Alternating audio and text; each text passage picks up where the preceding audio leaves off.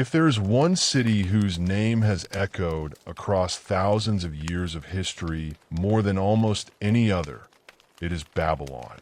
Long before modern nations existed, long before the rise of Greece or Rome, and centuries before many of the world's most famous empires were even imagined, Babylon stood at the heart of one of humanity's greatest civilizations. Its name has inspired legends, religious traditions, archaeological discoveries, and endless fascination. Some remember it as the home of the legendary Hanging Gardens, one of the seven wonders of the ancient world. Others know it as the city of Hammurabi, whose famous law code became one of the earliest surviving legal collections in human history. Many first encounter Babylon through religious texts that describe its immense wealth, towering walls, and dramatic fall. Yet behind every legend, every inscription carved into stone, and every ruined temple buried beneath the sands of Iraq, there was a real city inhabited by real people whose achievements transformed the course of civilization. This is the story of Babylon, not a story built on fantasy or myth presented as historical fact, but the remarkable history of one of the most influential civilizations the world has ever known. It is the story of ambitious kings and brilliant scholars, of engineers who mastered rivers, of priests who watched the stars, of merchants who connected distant lands, and of ordinary families whose daily lives unfolded inside one of history's greatest cities. It is also the story of resilience, because Babylon was a city that refused to disappear. Again and again it was conquered, rebuilt, reshaped, and reborn.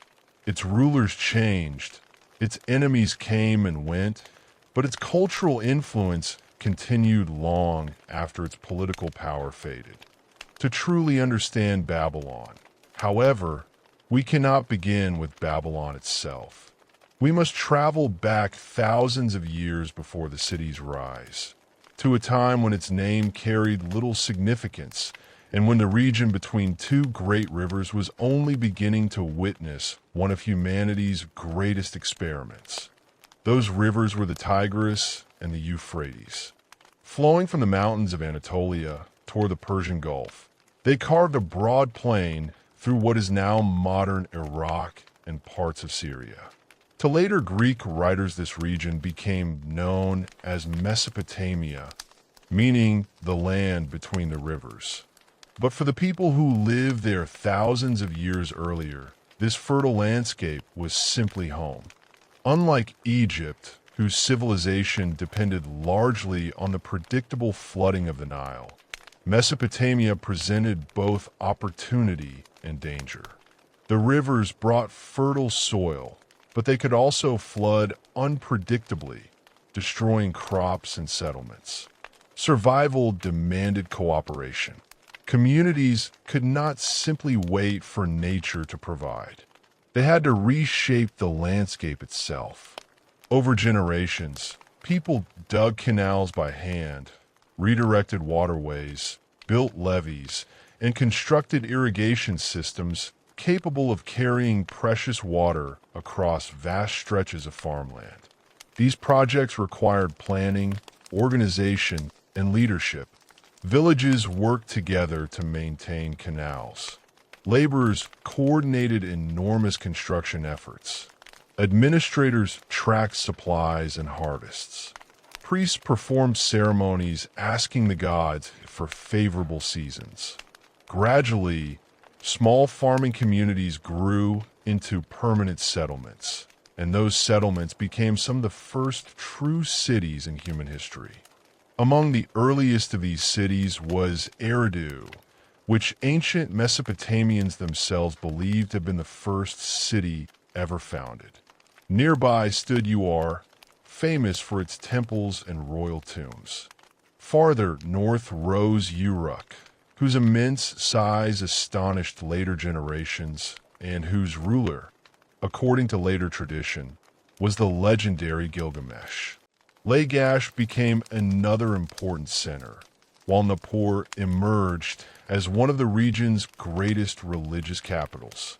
Each city possessed its own identity. Each honored its own patron deity. Each maintained its own rulers, priests, laws, and traditions. Rather than forming one united kingdom, southern Mesopotamia became a landscape filled with powerful city-states, each competing for influence while sharing a remarkably sophisticated culture. The people responsible for many of these extraordinary developments are known today as the Sumerians. Their origins remain one of history's enduring mysteries because their language appears unrelated to any other known language family. Yet regardless of where they came from, their achievements transformed human civilization forever. Among their greatest inventions was writing. At first, writing was simple.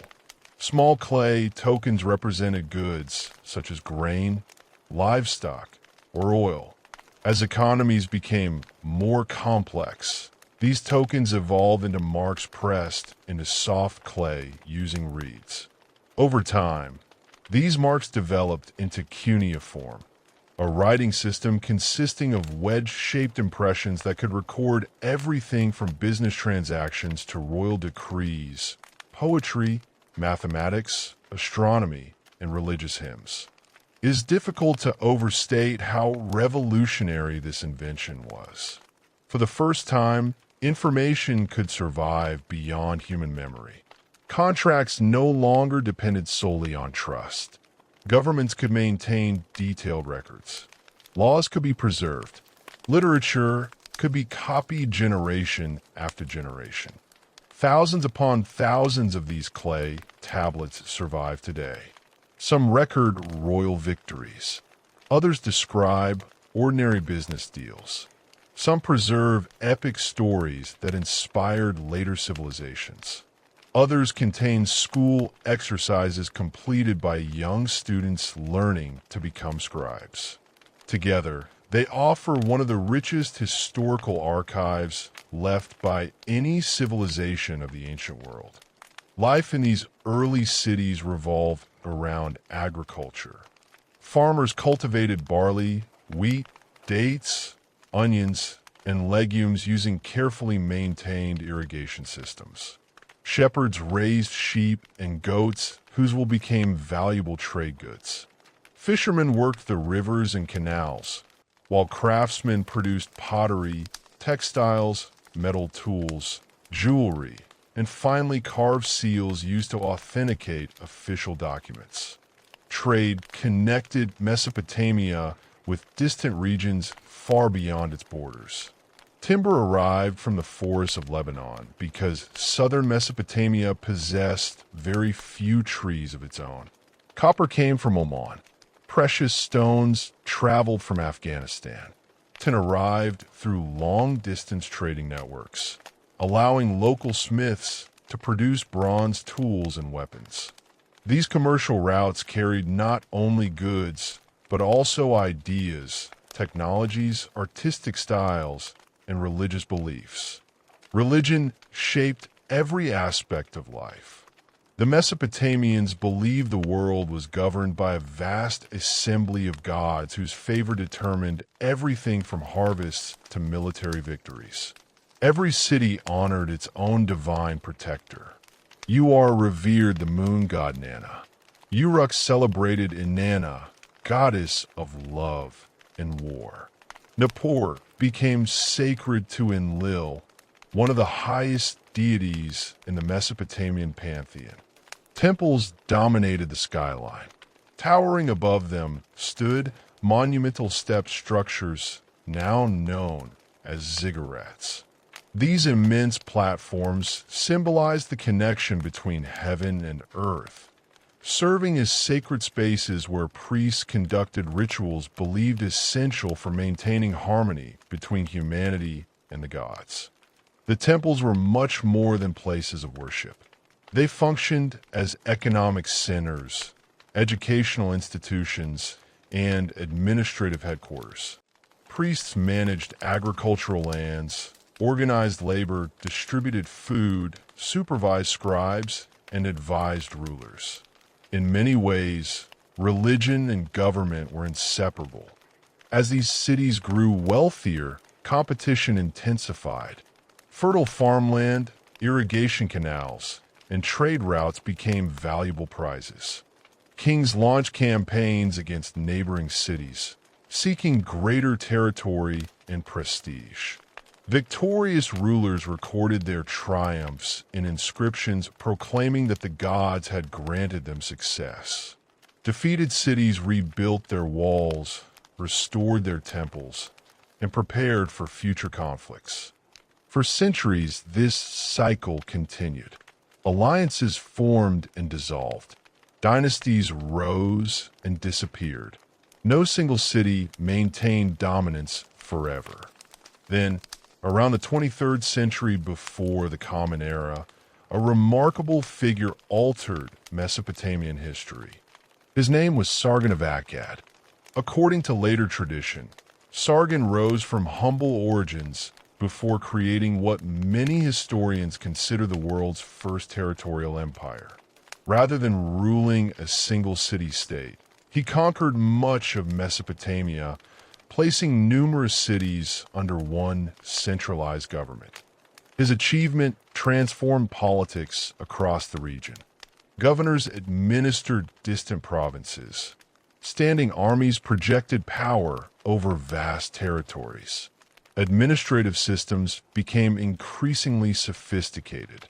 The Akkadian language spread throughout official government, while Sumerian remained highly respected, especially in religion and scholarship. The Akkadian Empire demonstrated that Mesopotamia could be united under one ruler. Although later empires would rise and fall, Sargon's example influenced generations of kings who dreamed of controlling the entire region. Among the many settlements existing within this empire stood a small community that attracted relatively little attention. It occupied a favorable position near important waterways connected to the Euphrates River. Its location allowed access to trade routes and fertile farmland, but compared with ancient cities such as Ur, Nippur, or Uruk, it remained modest. Its name was Babylon. The earliest references to Babylon appear during the later Akkadian period, but at this stage it was little more than a provincial settlement. Administrators likely regarded it as one town among many rather than a future capital of empires. History often unfolds in unexpected ways. Cities that appear destined for greatness sometimes vanish into obscurity, while quiet settlements can rise to reshape the world. Babylon belonged firmly in the second category. The Akkadian Empire eventually weakened under the combined pressure of internal instability and external invasions. Groups known as the Gudians entered Mesopotamia from the surrounding mountains, while political authority fragmented across the region. Once again, independent city-states competed for influence. Eventually, another powerful kingdom emerged centered on the ancient city of Ur. Modern historians refer to this period as the Third Dynasty of Ur, or simply Ur-3. Its rulers rebuilt much of southern Mesopotamia through efficient administration, standardized taxation, ambitious irrigation projects, and extensive record-keeping. Clay tablets from this period reveal an astonishingly organized society. Officials tracked livestock, measured grain harvests, recorded worker rations, supervised construction projects, and documented countless details of daily administration. Babylon appears only occasionally within these records. It remained an ordinary provincial town governed as part of a much larger kingdom. Yet, even during this period, the conditions that would later allow Babylon to flourish were quietly taking shape. Its position along important canals gave it access to trade. Fertile farmland surrounded the settlement. Roads and waterways connected it with larger urban centers throughout Mesopotamia. When the third dynasty of Ur finally collapsed around the beginning of the second millennium before the Common Era, the political landscape fractured once again. Several factors contributed to its downfall. Pressure from Elam increased in the east. Economic difficulties may have weakened central authority. At the same time, Amorite groups gradually entered Mesopotamia from regions farther west. The Amorites were not simply invading armies arriving all at once. Their migration unfolded over generations. Families settled near existing cities. Local alliances formed. Cultural exchange followed. Many Amorites adopted the Akkadian language, embraced Mesopotamian religious traditions, and eventually rose to positions of political leadership. Rather than replacing Mesopotamian civilization, they became part of it. By the early 19th century before the Common Era, Amorite dynasties ruled several important cities throughout the region. One of those cities was Babylon. Around 1894 BCE, a ruler known as Sumu-Abum established what historians traditionally call the first dynasty of Babylon. Although relatively little survives about his reign, his significance lies in creating an independent royal line that would guide Babylon through its earliest stages of political development. At the time, Babylon was still far from becoming an empire. Powerful rivals surrounded it on every side. Cities such as Larsa, Isin, Eshnunna, and Mari possessed greater wealth, longer histories, and stronger political influence. Yet Babylon possessed something equally important. It possessed opportunity. Its rulers strengthened defenses, expanded irrigation systems, improved administration, and slowly extended control over nearby territories. Every generation inherited a kingdom slightly stronger than the one before. At the same time, the city's patron god, Marduk, began to rise in importance. Originally a relatively minor local deity, Marduk gradually became more closely associated with Babylon's growing political ambitions. As the city expanded, its rulers promoted his status within the wider Mesopotamian pantheon, linking Babylon's destiny with the favor of its divine protector.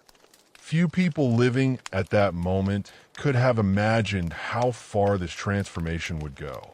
Within only a few generations, Babylon would rise from a modest regional kingdom to become the dominant power in Mesopotamia. And the king who would lead that transformation was about to take the throne. When Hammurabi inherited the throne of Babylon around 1792 BCE, he did not become the ruler of a vast empire. He inherited a kingdom that had grown steadily over several generations, but it remained surrounded by rivals whose power often exceeded his own. Babylon was respected, but it was not yet dominant. To the south, the kingdom of Larsa controlled some of the richest agricultural lands in Mesopotamia. To the northeast, Eshnunna commanded valuable trade routes that connected Mesopotamia with the Iranian plateau.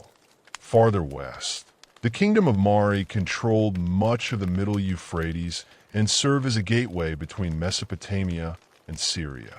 Beyond them stood Elam, a powerful kingdom to the east that had intervened in Mesopotamian affairs for centuries. Every one of these states possessed experienced rulers, capable armies, and ambitions of their own. A less patient king might have rushed into war in an attempt to prove himself. Hammurabi chose a different path. During the first years of his reign, he concentrated on strengthening the kingdom he already possessed. He invested in irrigation systems that increased agricultural production. He ordered repairs to canals that had fallen into disuse. He restored temples, sponsored public works, and reinforced Babylon's administrative institutions. These are not simply acts of generosity. In Mesopotamia, a king was judged by far more than military victories. He was expected to ensure that the rivers continued to nourish the fields, that the temples remained active, that justice was administered fairly, and that the gods continued to favor the land. A ruler who neglected these responsibilities risked losing both public confidence and divine legitimacy. The economy of Babylon flourished during these early years. Merchants carried textiles, grain, oils, and crafted goods along river routes that connected cities across Mesopotamia. Caravans traveled overland with metals, timber, stone, and luxury goods from distant regions. Markets became increasingly active, while scribes carefully documented commercial transactions on clay tablets. Every loan, every sale, every inheritance, and every tax payment could be recorded in cuneiform, creating an administrative system that was among the most sophisticated in the ancient world. At the same time, Hammurabi carefully observed the political landscape around him. Mesopotamia was rarely stable for long. Alliances shifted constantly. A kingdom that appeared strong one year could find itself weakened by rebellion, famine, or conflict the next. Rather than rushing into unnecessary wars, Hammurabi waited for opportunities that favored Babylon. His patience became one of his greatest strengths. Throughout the region, rulers formed alliances that were often temporary and based entirely upon circumstance. One kingdom might cooperate with another against a common enemy, only to become rivals immediately afterward. Diplomacy required constant negotiation. Royal marriages strengthened political ties. Envoys carried gifts and letters between courts. Agreements were sealed with solemn oaths before the gods. Although history shows that such oaths were not always honored when circumstances changed. For nearly 2 decades, Hammurabi expanded Babylon's influence gradually. Some neighboring territories accepted his authority peacefully. Others were incorporated after limited military campaigns. Every success increased Babylon's wealth and manpower while strengthening its position for future conflicts. Eventually, the balance of power shifted. The kingdom of Larsa, ruled by the experienced king Rim-Sin, had long dominated southern Mesopotamia. Rim-Sin had governed for decades and controlled cities whose histories stretched back to the earliest days of civilization. His kingdom represented Babylon's greatest obstacle. Hammurabi recognized that defeating Larsa would transform the political map of Mesopotamia. Around 1763 BCE, he launched the campaign that would define his reign. The conflict was not simply a clash between two cities. It was a struggle for control of southern Mesopotamia itself. Babylonian forces advanced methodically, confronting one of the region's most experienced rulers. After a series of campaigns, Hammurabi achieved victory. Larsa fell, and with it Babylon gained control over many of the South's richest agricultural lands, as well as several of Mesopotamia's oldest and most respected cities, including Uruk, and Isin. This victory marked a turning point. For the first time, Babylon stood among the dominant powers of Mesopotamia. Yet Hammurabi was not finished. His attention soon turned toward Eshnunna. Control of this kingdom meant access to important commercial routes linking Mesopotamia with regions farther east. After defeating Eshnunna, Hammurabi secured another vital piece of the political landscape. Then came Mari. The relationship between Babylon and Mari had once been cooperative. Their rulers had exchanged diplomatic correspondence, coordinated military efforts, and recognized shared interests against common enemies. Yet as Babylon's strength increased, that alliance became increasingly fragile. Hammurabi ultimately chose conquest. Mari fell to Babylonian forces, and its magnificent royal palace, famous today because archaeologists uncovered thousands of administrative tablets within its ruins, ceased to function as an independent royal center. Historians continue to debate whether Hammurabi intended to destroy the city permanently or simply eliminate it as a political rival.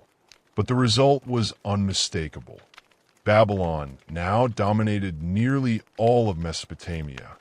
Within only a few decades, Hammurabi had transformed what had once been a regional kingdom into one of the ancient world's greatest empires.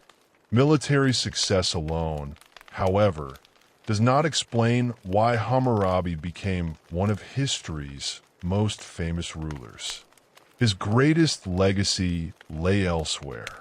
At some point during his reign, Hammurabi ordered the creation of one of history's most famous legal monuments. Today it is known simply as the Code of Hammurabi. The laws were carved onto a towering basalt stele standing over 2 meters high. At its top appears an image of Hammurabi receiving authority from Shamash, the sun god associated with justice. This artistic scene carried enormous symbolic importance. The king did not claim to invent justice himself. Instead, he presented his authority as flowing from the divine world. His role was to uphold order established by the gods. Below this image stretched hundreds of legal provisions written in Akkadian using cuneiform script. The monument contains nearly 300 individual laws covering an extraordinary range of subjects. Some concern theft, others address contracts, many regulate agriculture, several deal with wages, debts, loans, inheritance, marriage, divorce, adoption, slavery, assault, property damage, and commercial disputes. Together, they offer an extraordinary glimpse into the complexity of Babylonian society.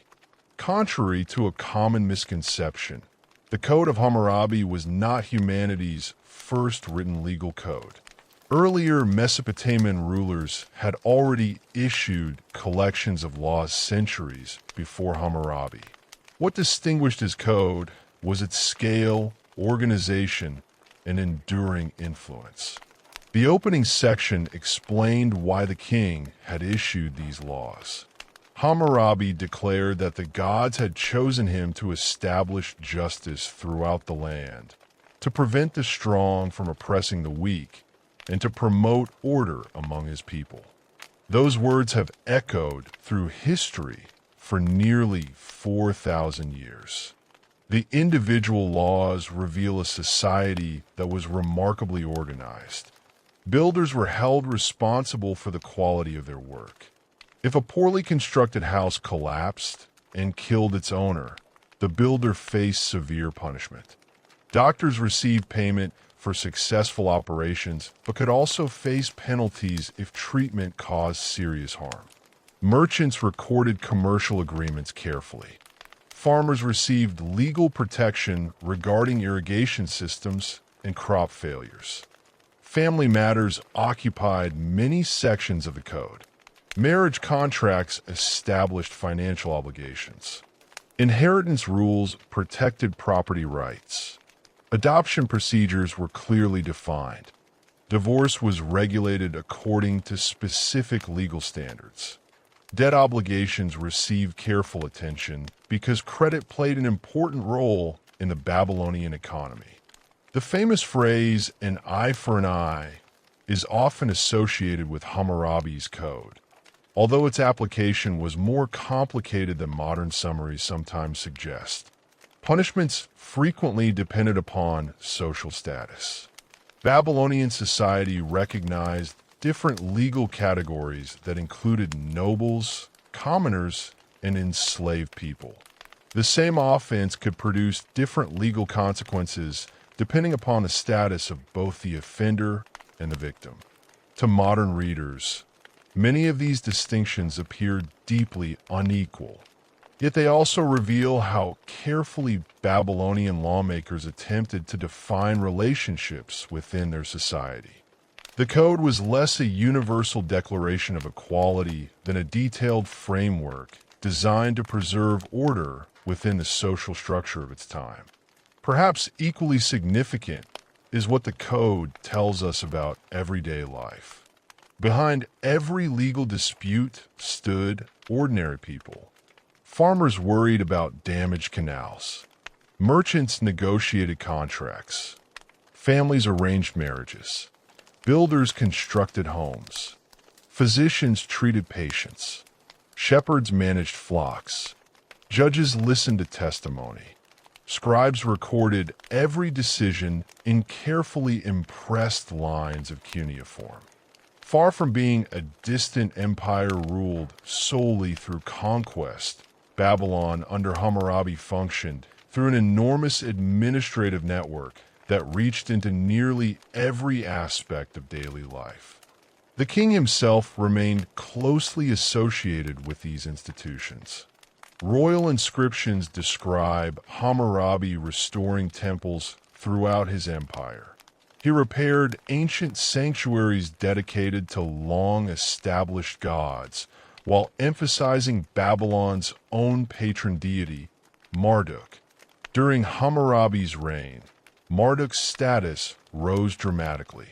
What had once been a local city god increasingly came to occupy a leading position within the Mesopotamian pantheon. This transformation reflected political reality. As Babylon became the dominant city, its divine protector likewise became increasingly prominent in religious thought. Centuries later, Babylonian priests would compose the great creation epic known as the Enuma Elish, in which Marduk emerged as the supreme deity after defeating the forces of chaos. Although that text belongs to a later period, the foundations of Marduk's rise were laid during Hammurabi's age. The king also invested heavily in infrastructure. Canals required constant maintenance. Flood control remained essential. Agricultural production depended upon careful water management. Roads and river traffic connected distant provinces. Temples served not only religious purposes, but also economic ones, employing laborers, storing grain, and managing extensive agricultural estates. Maintaining such a vast realm demanded extraordinary organization. Provincial governors reported to the royal administration. Scribes documented taxes and deliveries. Officials supervised construction projects. Messengers carried royal commands across hundreds of kilometers. Without this administrative system, military conquest alone could never have sustained Babylon's empire. Despite these achievements, Hammurabi's empire contained inherent challenges. Many conquered cities possessed long traditions of independence. Local elites sometimes accepted Babylonian authority reluctantly. Maintaining unity required continuous attention. As long as Hammurabi lived, his personal leadership held the empire together. He ruled for more than 40 years, an unusually long reign that provided remarkable stability. By the time of his death, around 1750 BCE, Babylon had become the unquestioned center of Mesopotamia. Its political influence stretched farther than ever before. Its religious prestige continued growing. Its administrative institutions operated with remarkable sophistication. Its king had become one of history's most celebrated rulers. Yet beneath this extraordinary success lay a difficult reality that has challenged empires throughout history. Conquering territory is one thing. Holding it together across generations is something else entirely. The empire Hammurabi built depended heavily upon his own authority, his own diplomacy, and his own military skill. His successors would soon discover that preserving such a vast realm could prove even more difficult than creating it. The golden age established by Hammurabi had changed Mesopotamia forever, but the greatest test of Babylon's resilience was only beginning. When Hammurabi died around 1750 BCE, he left behind an empire that stretched across much of Mesopotamia. On maps, it appeared stronger than ever. Its cities acknowledged Babylon's authority, its trade routes were secure, and its administration reached farther than any Babylonian ruler before him had imagined. Yet beneath that appearance of strength lay a reality that many empires eventually face. Much of Babylon's unity depended on the authority of one extraordinary ruler. Once that ruler was gone, old rivalries quickly resurfaced. The throne passed to Hammurabi's son, Samsu-Iluna. Unlike his father, he inherited an empire already at its greatest extent. That might seem like an advantage, but history often shows the opposite. Expanding an empire demands ambition. Preserving one demands constant vigilance, enormous resources, and the ability to manage countless local interests that do not always align with the ambitions of the capital. Almost immediately, signs of instability began to appear. Cities in southern Mesopotamia that had only recently come under Babylonian rule began to rebel. Uruk, Isin, and other ancient centers sought to regain their independence. Many local elites had never fully accepted Babylonian control. During Hammurabi's lifetime, they had remained loyal because resistance seemed impossible. After his death, they sensed an opportunity. The rebellions spread rapidly. For Samsu-Iluna, allowing them to succeed would have meant watching the empire unravel almost overnight. He responded with military force, marching south to restore Babylonian authority. The campaigns were successful in the immediate sense. Babylon regained control of many rebellious cities. But victory came at a heavy cost. Several important urban centers suffered extensive destruction during these conflicts. Uruk, one of the oldest cities in human history and once among the largest urban centers on Earth, never fully recovered its former prominence after this period. Archaeological evidence suggests that parts of southern Mesopotamia experienced significant decline as warfare disrupted agriculture, trade, and local administration. For ordinary people, these wars meant far more than shifting political boundaries. Farmers abandoned fields damaged by conflict. Canals fell into disrepair. Merchants faced dangerous roads. Families fled violence. Economic activity slowed across regions that had once flourished under stable administration. While Babylon retained control, maintaining that control became increasingly expensive. At the same time, a different challenge emerged from the marshlands near the Persian Gulf. This region, filled with waterways, reeds, and wetlands, proved difficult for outside armies to dominate. There, local rulers gradually established what historians call the Sealand dynasty. Although many details remain uncertain because surviving records are limited, the Sealand rulers created an independent kingdom that resisted Babylonian authority for generations. Their control over southern waterways complicated trade and weakened Babylon's influence across the region. Samsu-Iluna now faced enemies both within and beyond his borders. Even where Babylon remained politically dominant, its resources were increasingly stretched. To the northeast, territories previously conquered by Hammurabi also began slipping away. Cities that had once acknowledged Babylonian authority reasserted their independence. Former allies became rivals. Former provinces became separate kingdoms. The great empire that Hammurabi had assembled over 4 decades slowly contracted. The decline did not happen overnight. There was no single battle that destroyed Babylon's supremacy.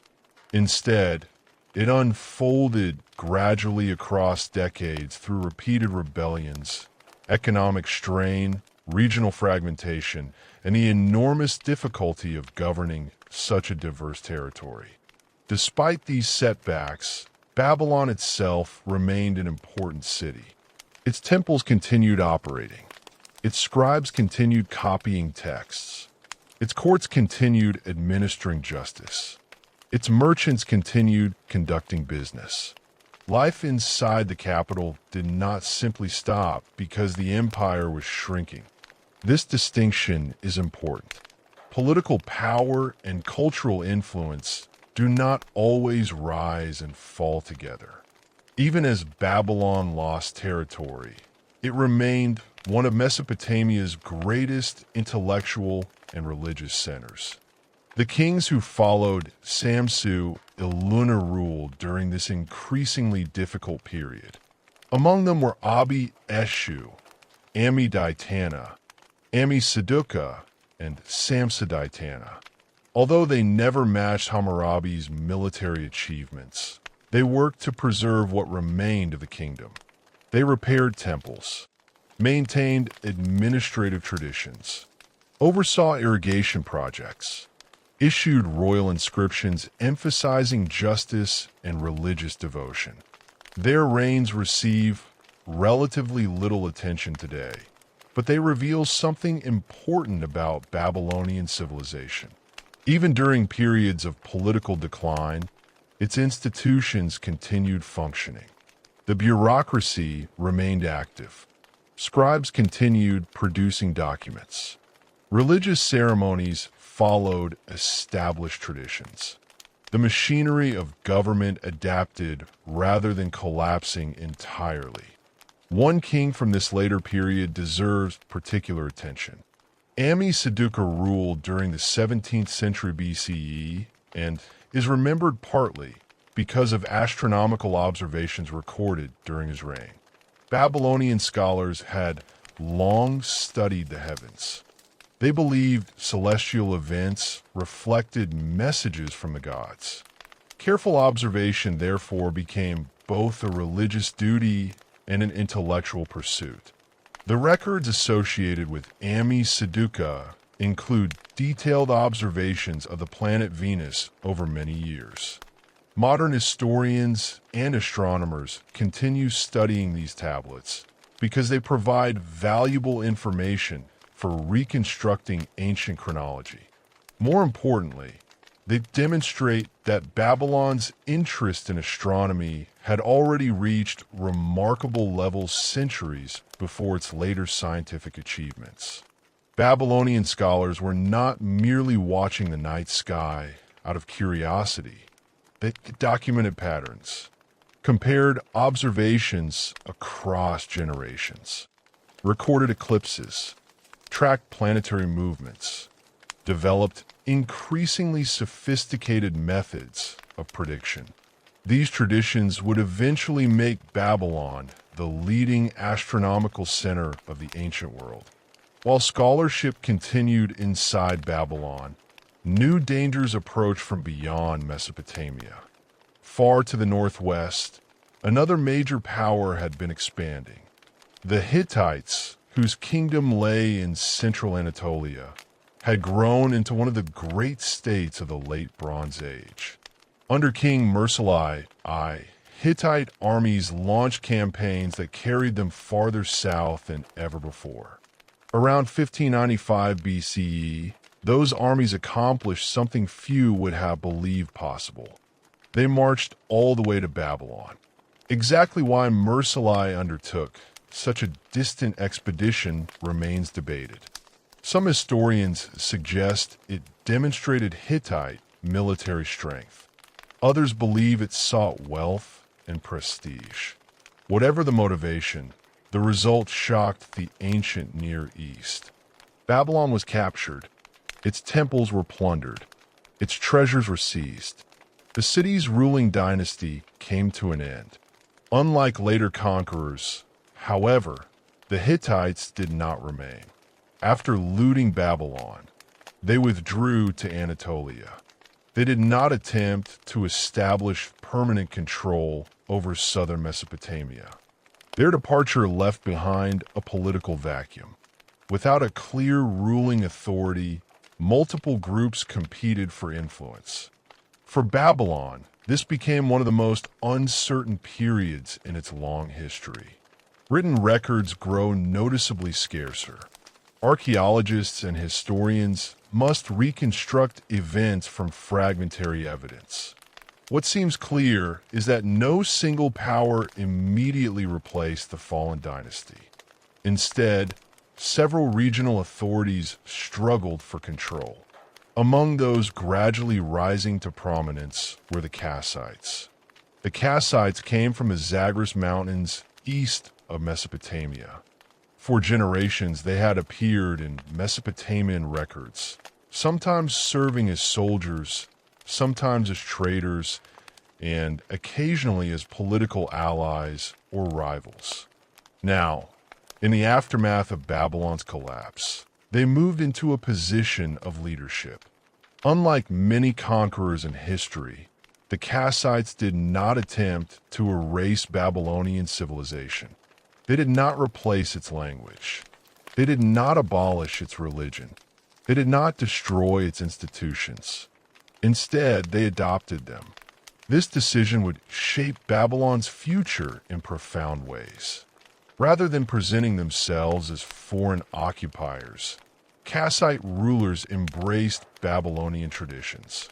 They took Babylonian royal titles, used Akkadian in official inscriptions, supported local temples, honored Marduk and the established Mesopotamian pantheon. In many respects, they became Babylonian kings rather than Kassite conquerors. One of the earliest important Kassite rulers was Agum II, often identified in surviving texts as Agum Kakrime. His inscriptions describe the return of Marduk's statue to Babylon after earlier periods of turmoil. Whether every detail reflects historical events or later royal ideology remains debated, but the symbolism is unmistakable. Restoring Marduk meant restoring Babylon itself. In Mesopotamian religious thought, the divine image represented far more than a work of art. It embodied the presence of the god within the city. Returning that image signaled renewed divine favor and political legitimacy. The Kassite rulers understood something fundamental about Babylon. Its greatest strength was not simply military. It was cultural. To govern Babylon successfully required respect for its traditions. This approach proved remarkably effective. Instead of a brief dynasty lasting only a few decades, the Kassites ruled Babylon for more than 4 centuries. No other dynasty governed the city for so long. Their reign lacked the dramatic conquests associated with Hammurabi or the monumental building projects of Nebuchadnezzar centuries later. Yet their achievement may have been equally important. They gave Babylon stability. After generations marked by rebellion, invasion, and political fragmentation, stability itself became a remarkable accomplishment. Fields were cultivated again. Canals received maintenance. Trade expanded. Temples functioned normally. Administrative institutions operated without constant interruption. For ordinary families, this mattered far more than spectacular military victories. A stable harvest often meant more than another conquest.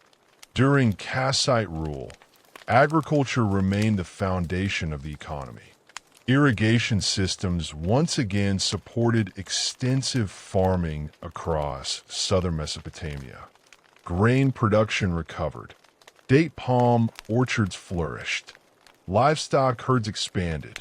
Merchants carried Babylonian goods across growing commercial networks, linking Mesopotamia with Anatolia, the Persian Gulf, and regions farther west. The government introduced an administrative practice that became one of the defining features of Kassite rule. Kings frequently granted land to loyal officials, soldiers, or temple institutions.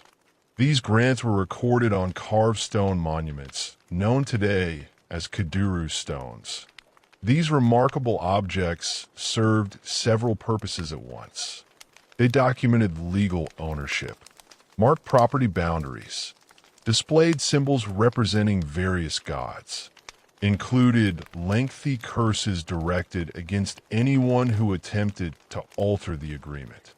For modern historians, Kuduru stones provide invaluable information about Babylonian law, religion, land ownership, and royal administration.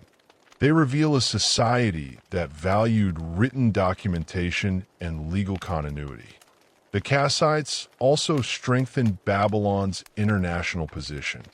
Rather than constantly pursuing conquest, they developed diplomatic relationships with other great kingdoms of the Late Bronze Age. Babylon exchanged gifts and royal correspondence with Egypt, maintained contact with the Hittites, communicated with Mitanni, negotiated with Assyria.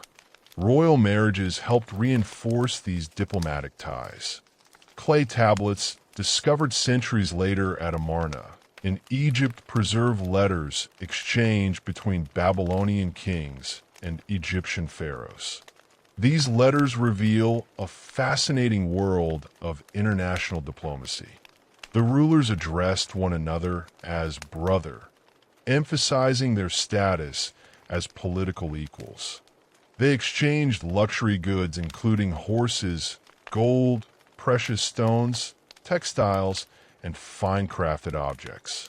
They discussed marriage alliances, trade, and mutual concerns. Occasionally, they even complained politely when they believed another king had failed to send gifts worthy of their friendship. These conversations remind us that diplomacy is hardly a modern invention.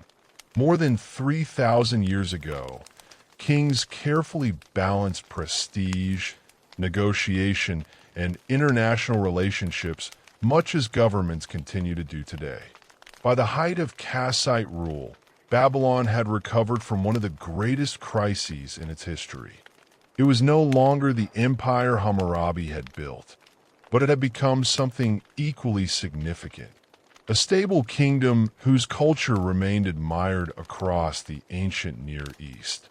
Its scribes preserved centuries of accumulated knowledge. Its temples remained active. Its economy prospered. Its influence extended far beyond the reach of its armies. Yet history rarely allows stability to last forever. Beyond Babylon's borders, powerful neighbors were changing once again. New empires were rising. Old alliances were beginning to weaken. And before long, Babylon would once again find itself caught between ambitious rivals whose struggles would reshape the entire ancient Near East. For more than 4 centuries, the Kassite kings ruled Babylon with a level of stability that was rare in the ancient world. Their reign lacked the dramatic conquest that had defined Hammurabi's empire, but it achieved something that proved just as valuable. It preserved Babylon. At a time when kingdoms across the Near East rose and fell with astonishing speed, Babylon remained politically stable, economically productive, and culturally influential.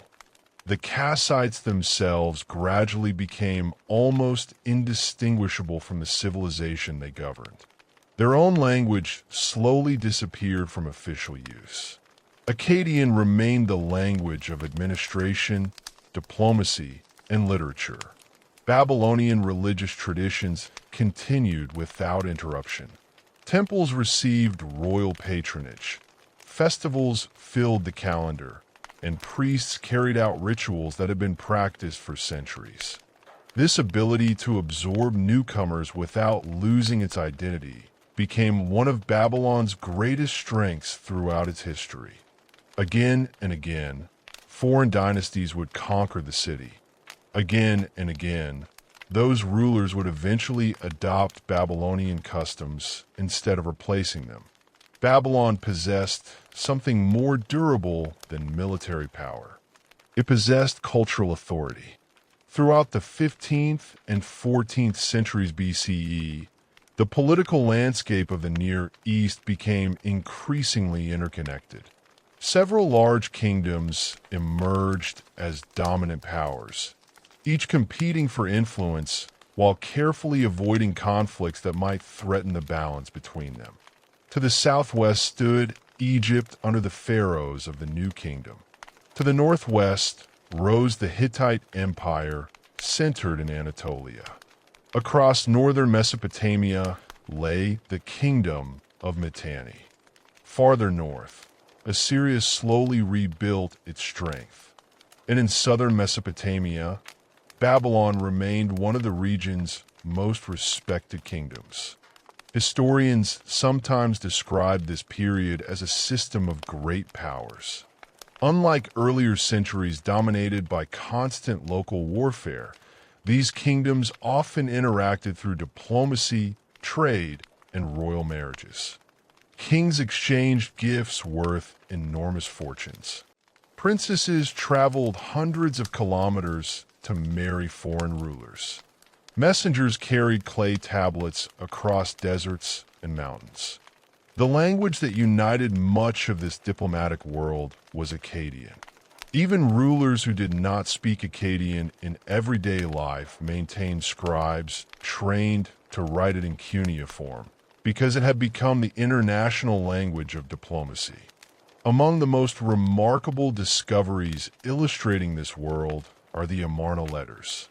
Found in Egypt during the 19th century, these tablets preserve correspondence between the Egyptian pharaoh and rulers from across the ancient Near East.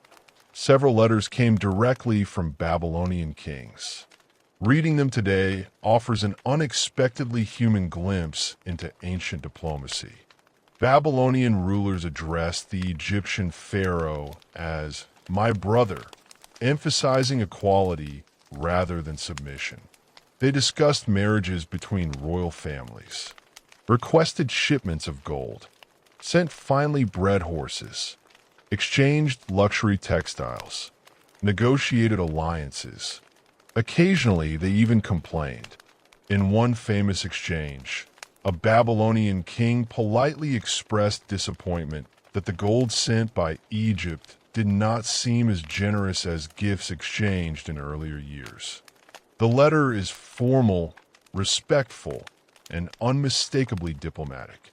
It reminds us that international politics, concerns over prestige, and careful negotiation are far older than many people imagine. Trade flourished during this era. Caravans crossed Syria carrying textiles, oils, wine, timber, metals, ivory, and precious stones. Ships moved along the Persian Gulf, connecting Mesopotamia with distant ports. Merchants accumulated considerable wealth. Some families specialized in long-distance commerce that linked civilizations separated by hundreds or even thousands of kilometers. Ideas traveled alongside goods. Religious beliefs spread. Artistic styles influenced neighboring cultures. Mathematical knowledge crossed borders. Medical traditions circulated among scholars. Babylon became not only a political kingdom, but also an intellectual crossroads. Within its temples, scribes continued preserving ancient literature. Students copied epics composed centuries earlier. One of the greatest of these was the Epic of Gilgamesh. Although its earliest versions dated back to Sumerian times, Babylonian scholars continued revising, copying, and preserving the story. The tale followed Gilgamesh, king of Uruk, and his companion Enkidu through adventures involving monsters, gods, friendship, loss, and the search for immortality. Far more than a heroic adventure, the epic explored questions that remain deeply human today. Why must people die? What gives life meaning? How should a ruler govern? Can fame outlast mortality? Because Babylonian scribes carefully copied these tablets generation after generation, one of humanity's oldest literary masterpieces survived into the modern age. The temples also served as centers of scientific observation. Babylonian scholars paid close attention to the heavens. Night after night, they observed the moon, planets, and stars. At first, these observations were closely connected to religion. The movements of celestial bodies were believed to reveal the intentions of the gods. If an eclipse occurred, priests sought to understand its significance. If an unusual planetary alignment appeared, it might be interpreted as a sign concerning the kingdom's future. Yet something remarkable happened over centuries of careful observation. Patterns emerged. Records accumulated. Predictions became increasingly accurate. Although astronomy and astrology remained closely connected in Babylonian thought, systematic observation gradually produced genuine scientific knowledge. This patient accumulation of data would eventually influence Greek astronomy centuries later. Mathematics also advanced. Babylonian scholars worked using a base 60 numerical system. Modern people still encounter traces of this system every day. There are 60 seconds in a minute, 60 minutes in an hour, 360 degrees in a circle. These familiar measurements preserve an intellectual legacy whose roots stretch back to ancient Mesopotamia. Education remained highly demanding. Young scribes spent years mastering thousands of cuneiform signs. They copied legal documents repeatedly, memorized vocabulary lists, solved mathematical exercises, studied literature, practiced official correspondence. Errors were corrected relentlessly. Only after years of training could a student hope to join the educated elite responsible for administering one of the world's most sophisticated bureaucracies. Outside the temples and schools, everyday life followed rhythms shaped by agriculture. Fields of barley stretched across irrigated plains. Date palms lined canals. Oxen pulled plows through fertile soil. Fishermen worked rivers filled with life. Potters shaped clay vessels. Weavers produced fine textiles. Metalworkers crafted tools and weapons. Markets buzzed with merchants bargaining over prices. Children played in narrow streets while families gathered inside mud brick homes built around shaded courtyards that helped provide relief from the intense Mesopotamian heat. Although society was clearly hierarchical, it was also remarkably organized. Royal officials supervised taxation. Temple administrators managed agricultural estates. Merchants operated private businesses.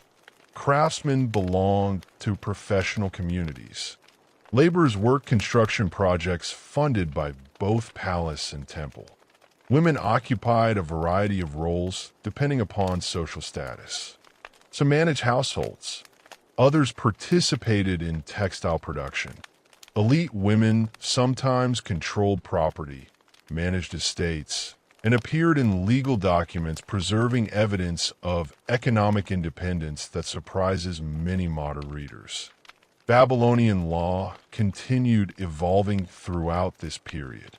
Although Hammurabi's code remained respected, judges relied upon many legal traditions accumulated over centuries.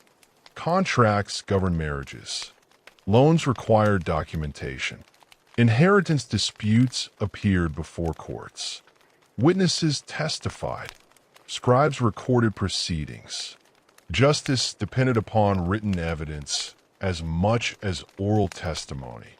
It was a civilization deeply committed to administration.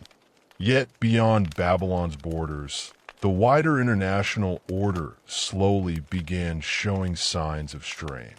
The great powers that had maintained relative stability for generations increasingly faced new pressures. Mitanni weakened under attacks from both Hittites and Assyrians. The Hittite Empire expanded dramatically under powerful rulers such as Suppililiuma I. Egypt struggled with internal religious upheaval during the reign of Akhenaten, before later restoring traditional institutions. Assyria steadily rebuilt its military strength. Each of these developments affected Babylon. While the Kassite kings generally avoided major wars, they could not ignore changing circumstances. Relations with Assyria became particularly important. For centuries, Assyria had existed as one kingdom among several in northern Mesopotamia, now began transforming into something much more ambitious. Kings such as Ashur-uballit I strengthened royal authority. Assyrian armies became increasingly disciplined. Administration improved. Military organization reached new levels of efficiency. At first, relations between Babylon and Assyria alternated between diplomacy and limited conflict. Royal marriages linked the two dynasties. Trade continued. Border disputes occasionally erupted. Neither kingdom yet dominated the other. But beneath the surface, a profound shift was underway. Assyria was becoming more centralized, more militarized, more expansionist.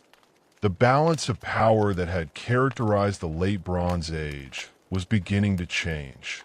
Another threat emerged from the east. The kingdom of Elam had long interacted with Mesopotamia through trade, diplomacy, and warfare. Now several energetic Elamite rulers sought to extend their influence westward.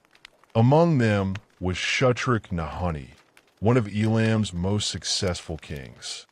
Unlike earlier border raids, his campaigns aimed directly at Babylonian power. The Kassite kingdom that had endured for centuries now faced simultaneous pressure from multiple directions. Internally, signs of weakness appeared. Long periods of stability can sometimes create complacency.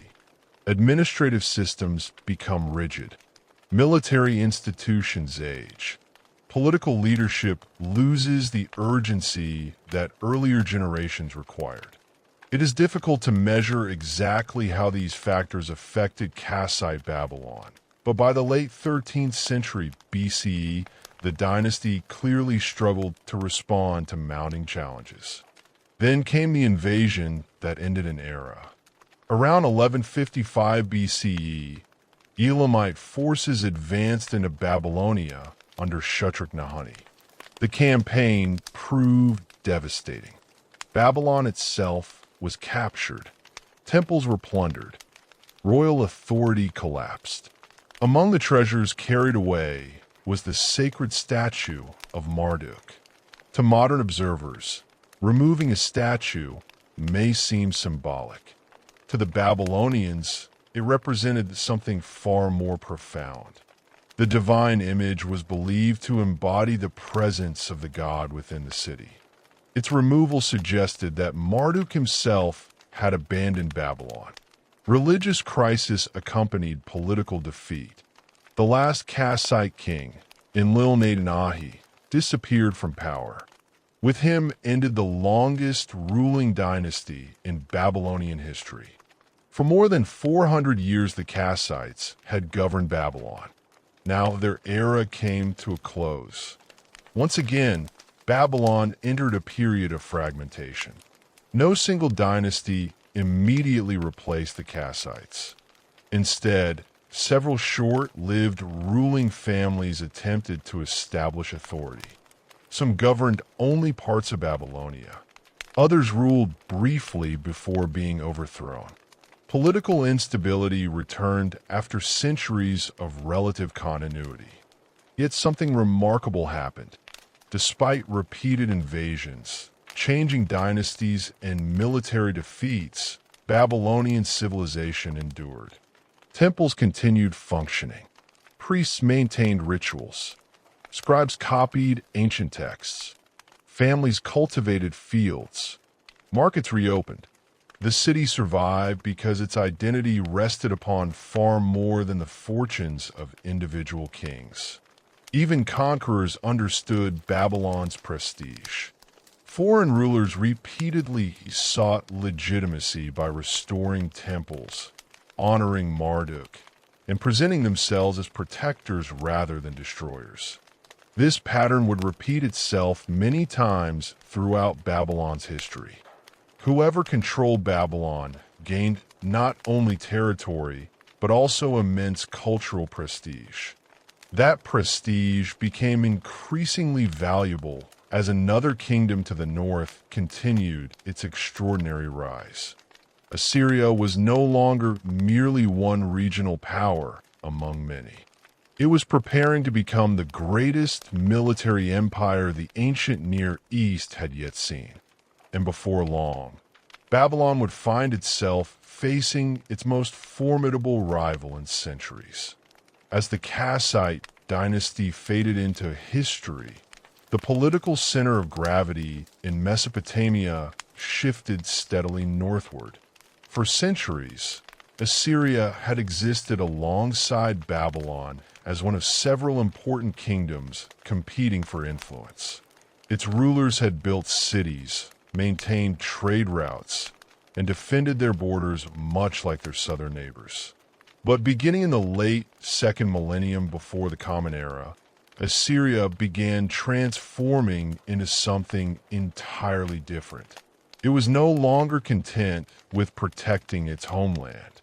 It sought to dominate the entire Near East. The foundations of this transformation had been laid gradually. Assyrian kings strengthened their armies, reorganized provincial administration, and developed a style of warfare unlike anything the region had previously experienced. Military campaigns became larger, more systematic, and more frequent. Engineers accompanied armies to construct bridges, siege ramps, and fortified camps.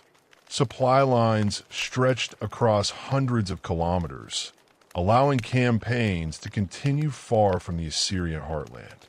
Every successful conquest provided new resources, additional soldiers, and greater wealth, fueling the next expansion. For Babylon, this changing balance of power posed an enormous challenge. Unlike many neighboring kingdoms, Babylon was not simply another territory waiting to be conquered. It possessed immense religious prestige.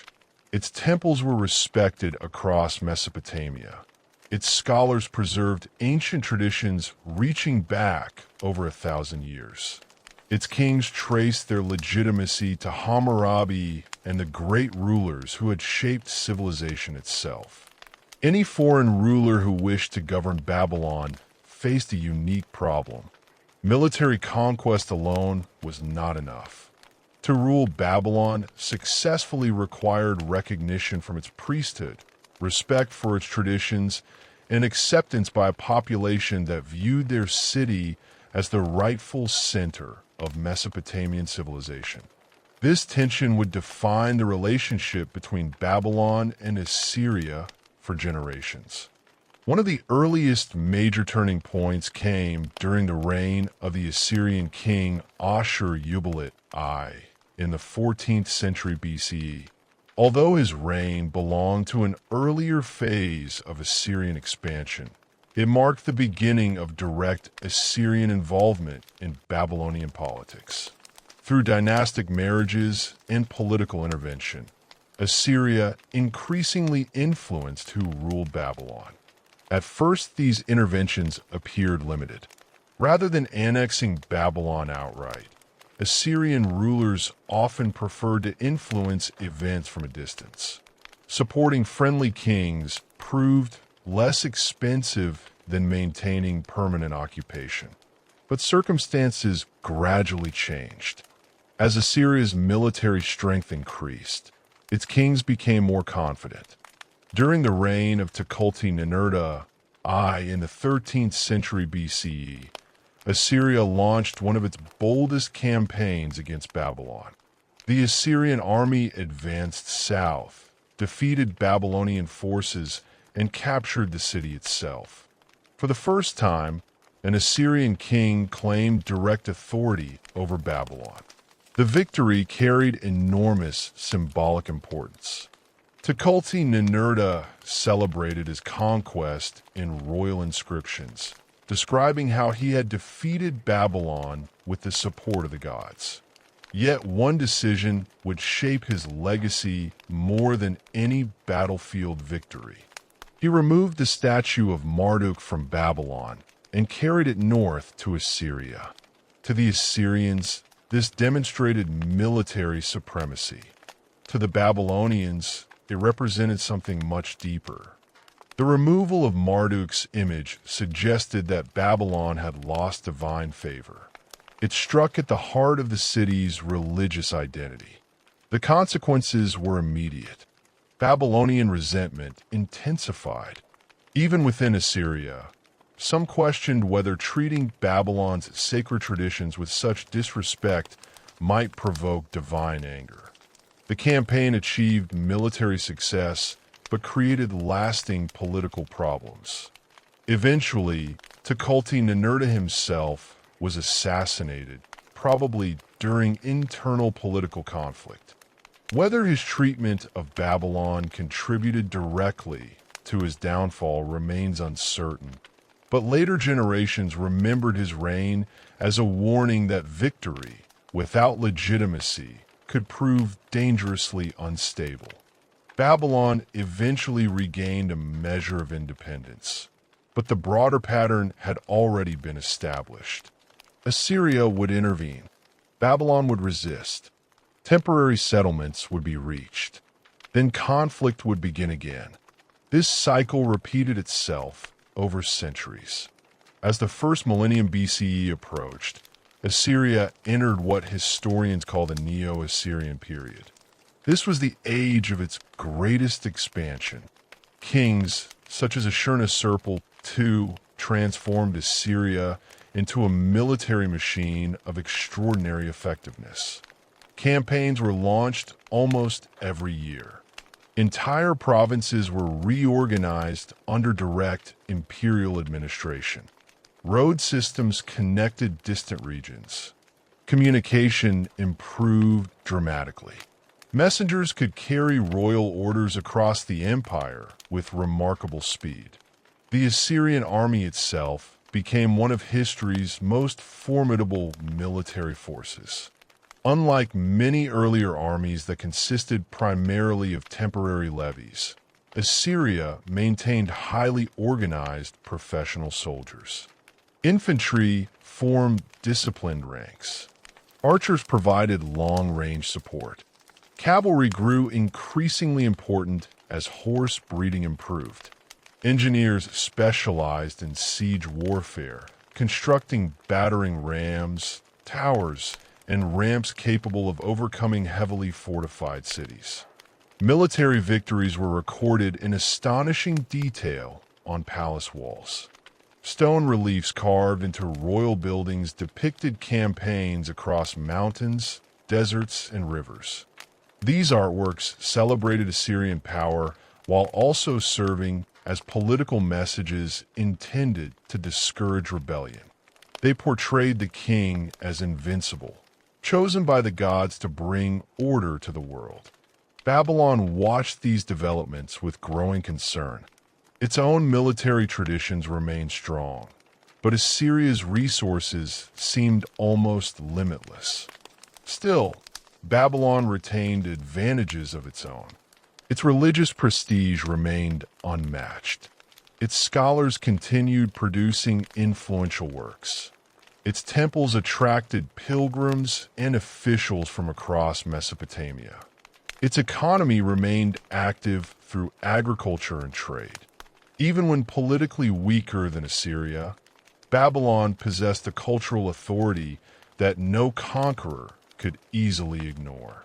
One Babylonian king who sought to strengthen this cultural foundation was Nabu-aplo-iddina during the 9th century BCE.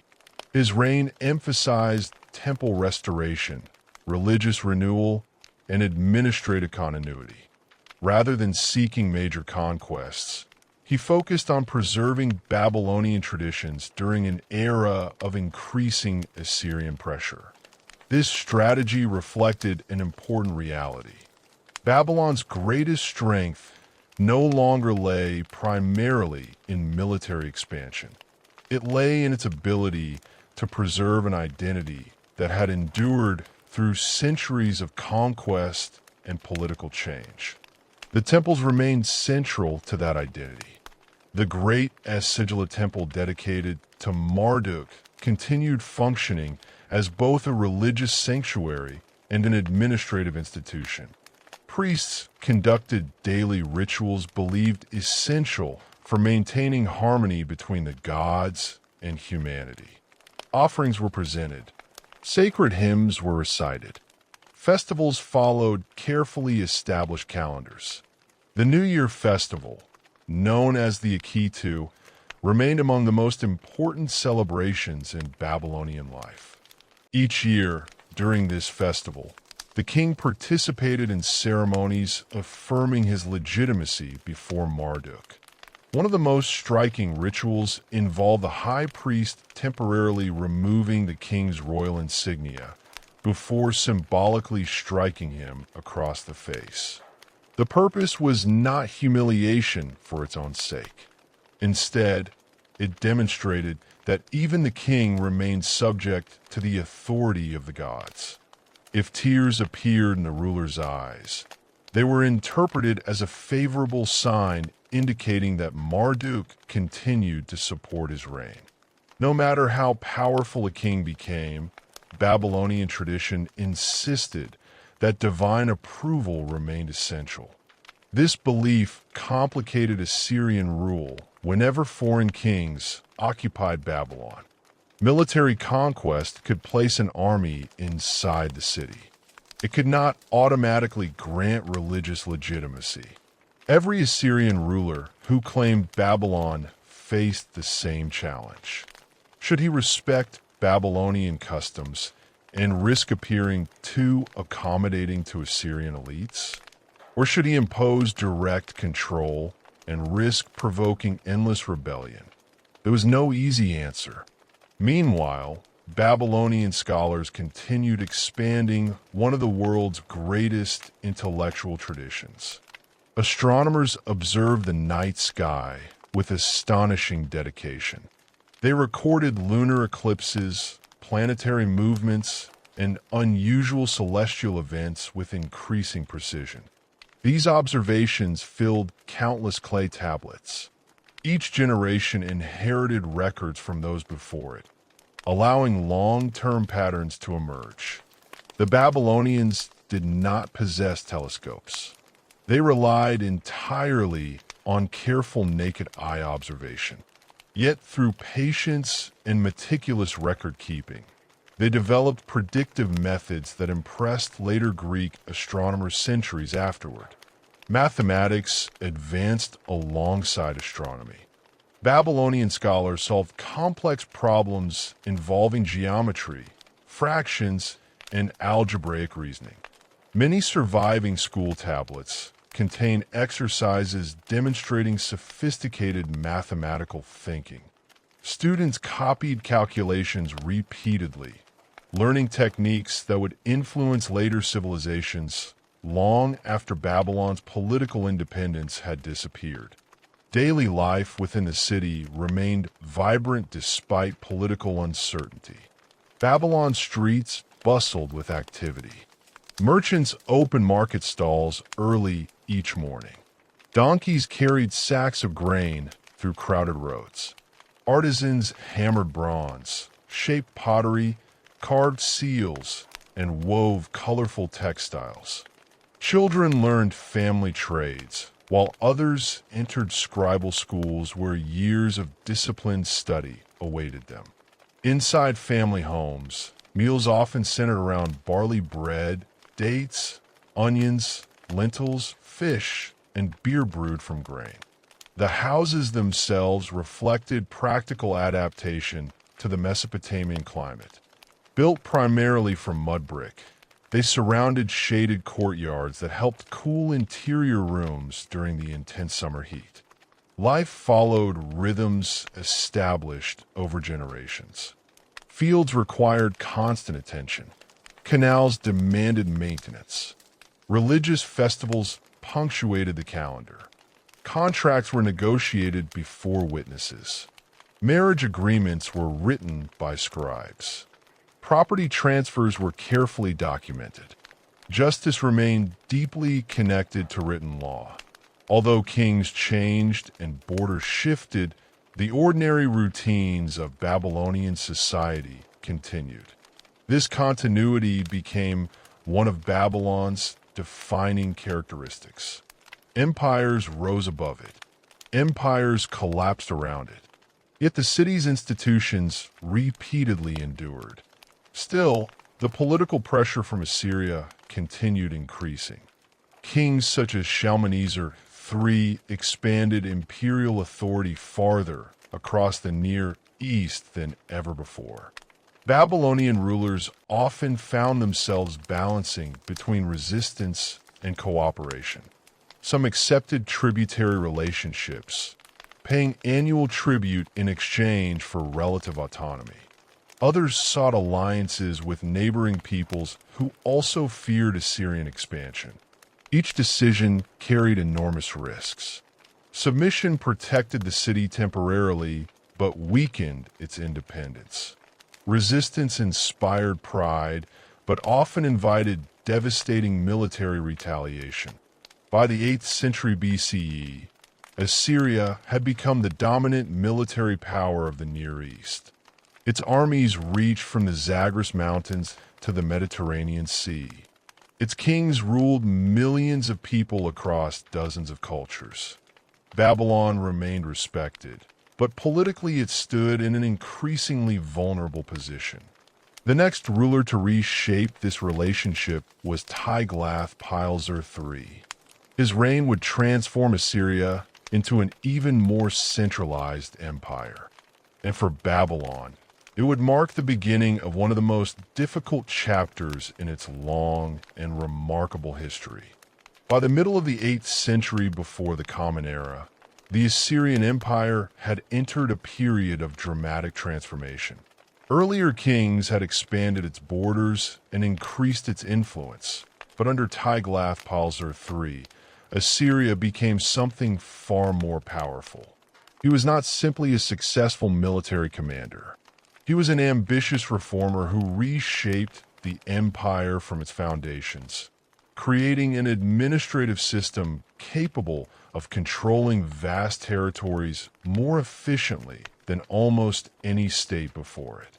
When Tiglath-Pileser III came to the throne in 745 BCE, Assyria already possessed an impressive army. Instead of relying on temporary improvements, he reorganized nearly every aspect of imperial government. Provinces were divided more carefully.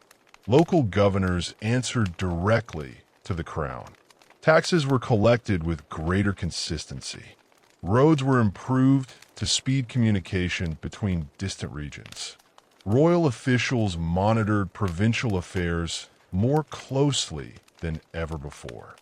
These reforms strengthened Assyria in ways that extended far beyond the battlefield. The empire could now raise soldiers more efficiently, transport supplies more reliably, and react to rebellion with remarkable speed. Communication that might once have taken weeks became much faster through a carefully maintained network of roads and relay stations.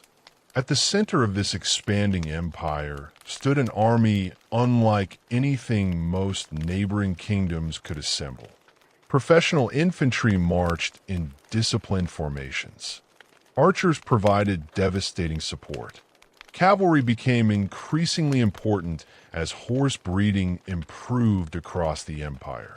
Engineers accompanied every major campaign, building siege ramps, battering rams, towers, and bridges wherever they were needed. No longer were cities protected simply because they possessed strong walls. Assyrian engineers specialized in overcoming fortifications that earlier armies might have considered impossible to breach.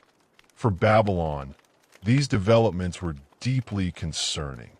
Although the city remained wealthy and culturally influential, its political independence became increasingly fragile. The Babylonian throne itself experienced instability as rival factions competed for power. Following the death of King Nebuchadnezzar, internal disputes weakened central authority just as Assyria reached the height of its strength. Tiglath-Pileser watched these events closely.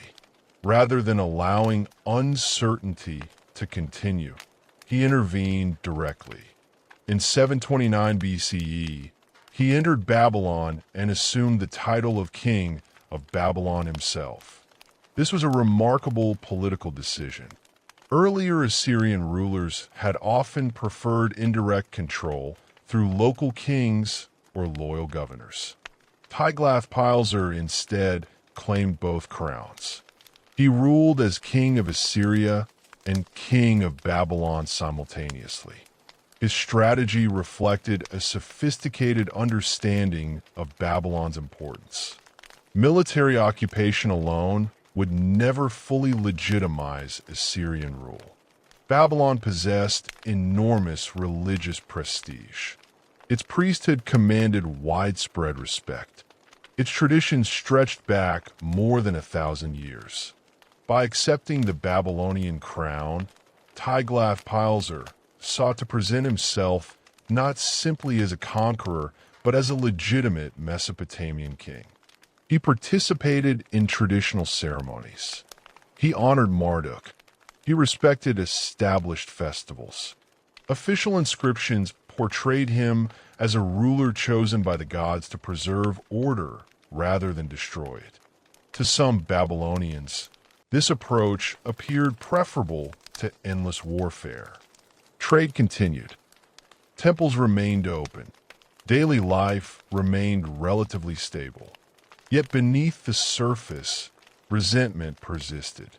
Many Babylonians accepted Assyrian rule because resistance seemed impossible, not because they embraced foreign domination. Their loyalty remained uncertain. Far to the south, in the marshlands surrounding the Persian Gulf, another force quietly gathered strength. These were the Chaldeans. Ancient sources often describe the Chaldeans as tribal groups inhabiting southern Babylonia. In reality, they were far more politically sophisticated than such descriptions sometimes suggest. Several Chaldean tribes controlled important territories across the southern marshes, regions where canals, wetlands, and dense vegetation created natural defensive advantages. These communities maintained close relationships with Babylon while preserving their own local leadership. Over time, Chaldean chiefs became increasingly involved in Babylonian politics. Whenever Assyrian authority weakened, they emerged as serious contenders for the throne. Among them, one leader would become legendary. His name was Marduk-Apla-Iddina II. Later Greek writers remembered him as Merodach-Baladan. Born into the powerful Bit Yakin tribe, Marduk-Apla-Iddina understood both the political traditions of Babylon and the realities of Assyrian power. He recognized that defeating Assyria in open battle would be extraordinarily difficult. Instead, he waited patiently for the right opportunity. That opportunity arrived in 722 BCE. The Assyrian king Shalmaneser V died unexpectedly while the empire faced significant political uncertainty. His successor, Sargon II, still needed to secure his own position. For a brief moment, Assyria's attention shifted northward.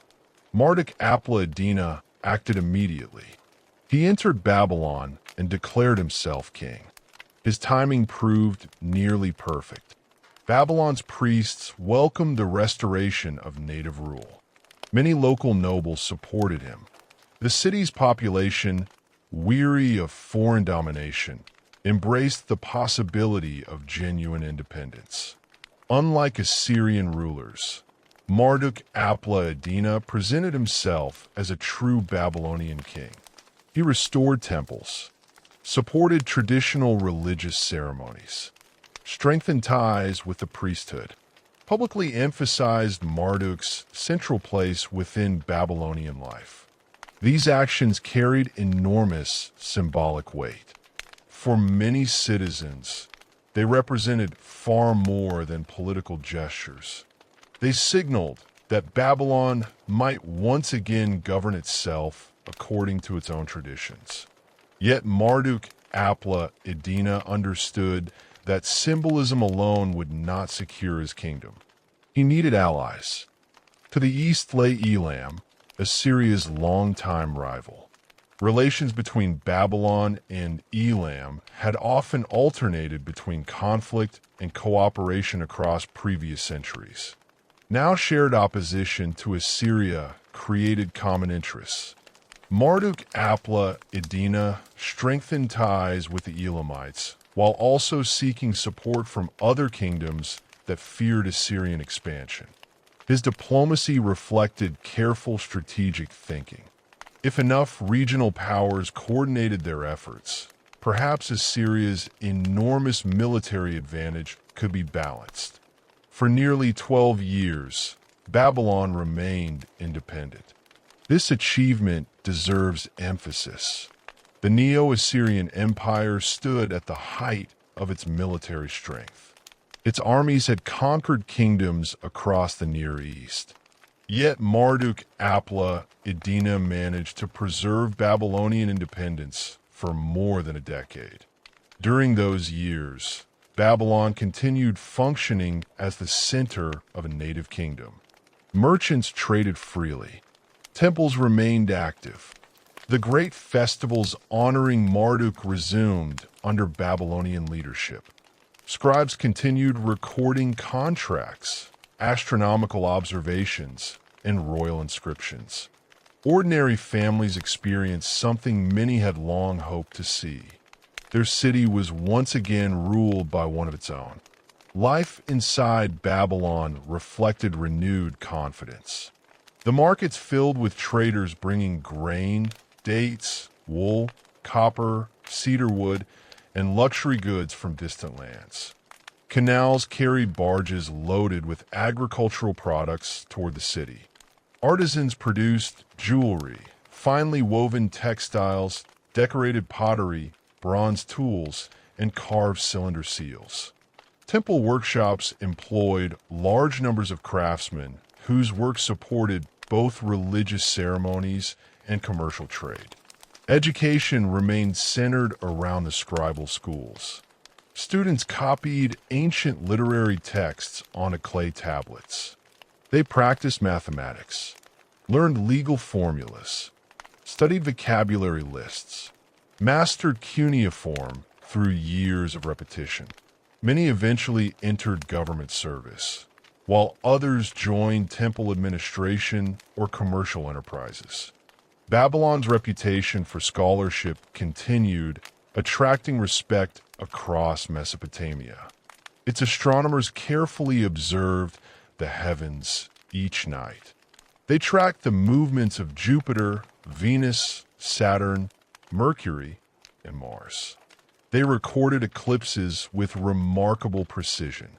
Each observation added another entry to records stretching back generations. These scholars believed celestial events reflected messages from the gods.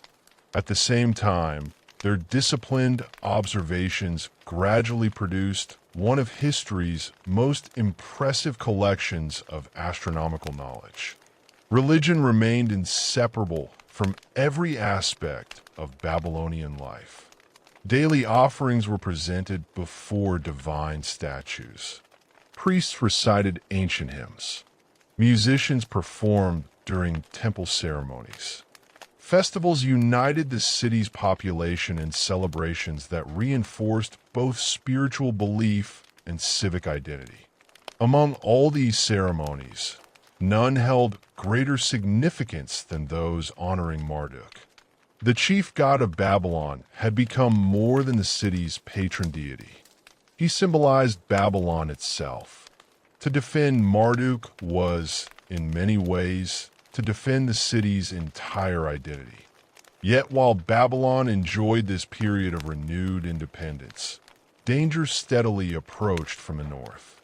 Sargon II had spent the early years of his reign securing Assyria's frontiers.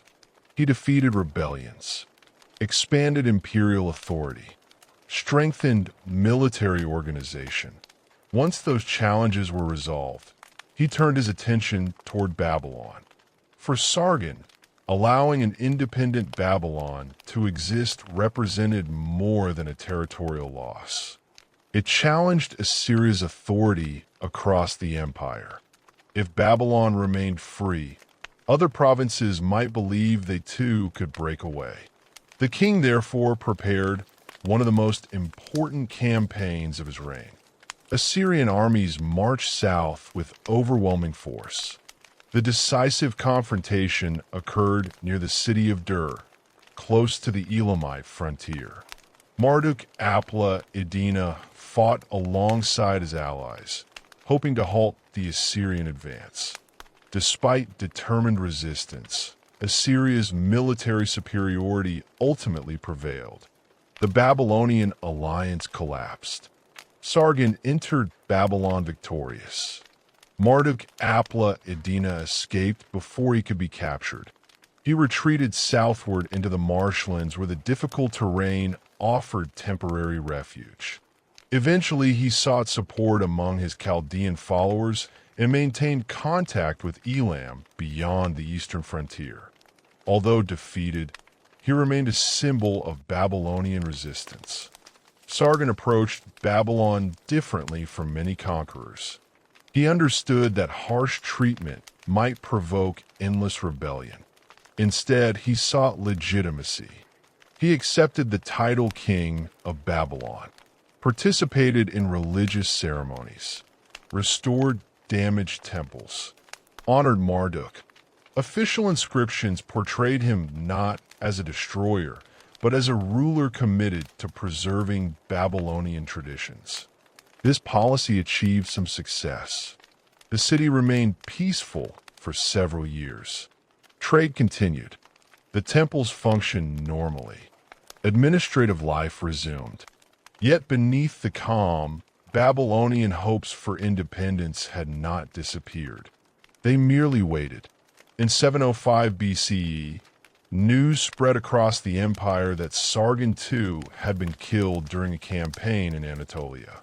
His body was never recovered, an event that deeply troubled the Assyrians because proper royal burial held enormous religious significance. Across the empire, uncertainty returned. Succession always carried risks. Would the new king maintain control? Would distant provinces seize the opportunity to rebel? For Marduk Apla Edina, the answer was immediate. He emerged from exile, returned to Babylon, and once again claimed the throne. For the second time, Babylon declared its independence. The celebration, however, would prove painfully brief. Sargon's successor, Sennacherib, had no intention of allowing Babylon to break free again. Unlike his father, he viewed repeated rebellions not as political inconveniences, but as intolerable threats to imperial authority. His response would become one of the most controversial decisions in the entire history of the ancient Near East. The conflict between Babylon and Assyria was about to reach its most destructive and unforgettable chapter. When Sennacherib became king of Assyria in 705 BCE, he inherited the largest empire the Near East had yet seen. From the mountains of Anatolia to the shores of the Persian Gulf, dozens of peoples, languages, and kingdoms recognized Assyrian authority. The empire possessed enormous wealth, highly organized provincial governments, and an army that few enemies could hope to match. Yet despite all its power, one city continued to challenge Assyrian rule again and again. That city was Babylon. For generations, Babylon had accepted Assyrian authority only when circumstances left little alternative. Whenever the Assyrian throne appeared weak, Babylonian leaders attempted to restore their independence. To many Assyrian kings, this cycle had become deeply frustrating. Every reconciliation seemed temporary. Every agreement eventually collapsed. Every period of peace appeared to end with another rebellion. Sennacherib reached a different conclusion than many of his predecessors. Rather than treating Babylon as a respected partner within the empire, he increasingly came to view it as the greatest source of instability in southern Mesopotamia. One of his first challenges came from the familiar figure of Marduk-Apla-Iddina II. After Sargon II died, the Chaldean leader had returned from exile and once again taken control of Babylon. Although his second reign lasted only a matter of months, it demonstrated something important. Babylon's desire for self-rule had not diminished. Even after defeat, exile, and years under Assyrian administration, the city's political identity remained remarkably resilient. Sennacherib acted quickly. Assyrian armies marched south before Marduk-Apla-Iddina could strengthen his position. The Babylonian ruler once again abandoned the city, retreating toward the southern marshes where his supporters still held influence. The difficult landscape made pursuit extremely challenging. Narrow waterways, dense reeds, and shifting channels favored defenders who knew the terrain well. Although Marduk-Apla-Iddina escaped immediate capture, his political influence steadily declined. After this final campaign, he disappeared from the historical record. His ultimate fate remains uncertain, but his legacy endured. To later Babylonians, he represented something larger than one individual ruler. He became a symbol of resistance against foreign domination, a reminder that Babylon had repeatedly struggled to preserve its independence even against the greatest empire of its age. With Marduk-Apla-Iddina gone, Sennacherib attempted to stabilize Babylon through dynastic politics. Rather than appointing another local ruler, he installed his own son, Ashur-nadin-shumi, as king of Babylon. The decision made sense from an imperial perspective. If the king of Babylon belonged to the Assyrian royal family, loyalty should, in theory, be guaranteed. But politics in Babylon rarely followed simple logic. To many Babylonians, the appointment of an Assyrian prince represented more than foreign rule. It suggested that Babylon had permanently lost the right to choose its own king. The city's ancient traditions linked kingship with religious legitimacy. A ruler was expected to maintain the temples, honor Marduk, and participate fully in ceremonies that affirmed the relationship between the gods and the state. Even if Ashur-nadin-Shumi fulfilled these duties, many still viewed him as an outsider. The situation grew even more dangerous because Assyria's longtime rival, Elam, remained eager to weaken imperial authority. Around 694 BCE, Elamite forces intervened dramatically. They captured Ashur-nadin-Shumi and carried him east into Elam. Historical records suggest he never returned. For Sennacherib, this was not merely a political setback. It was a personal tragedy. His own son had disappeared into enemy hands. The event transformed an already difficult relationship with Babylon into something far more emotional and uncompromising. The Assyrian king launched major campaigns against both Elam and the rebellious regions of Babylonia. Cities changed hands. Armies crossed rivers repeatedly. The southern countryside suffered years of instability. Still, Babylon remained difficult to control. Every military victory seemed temporary.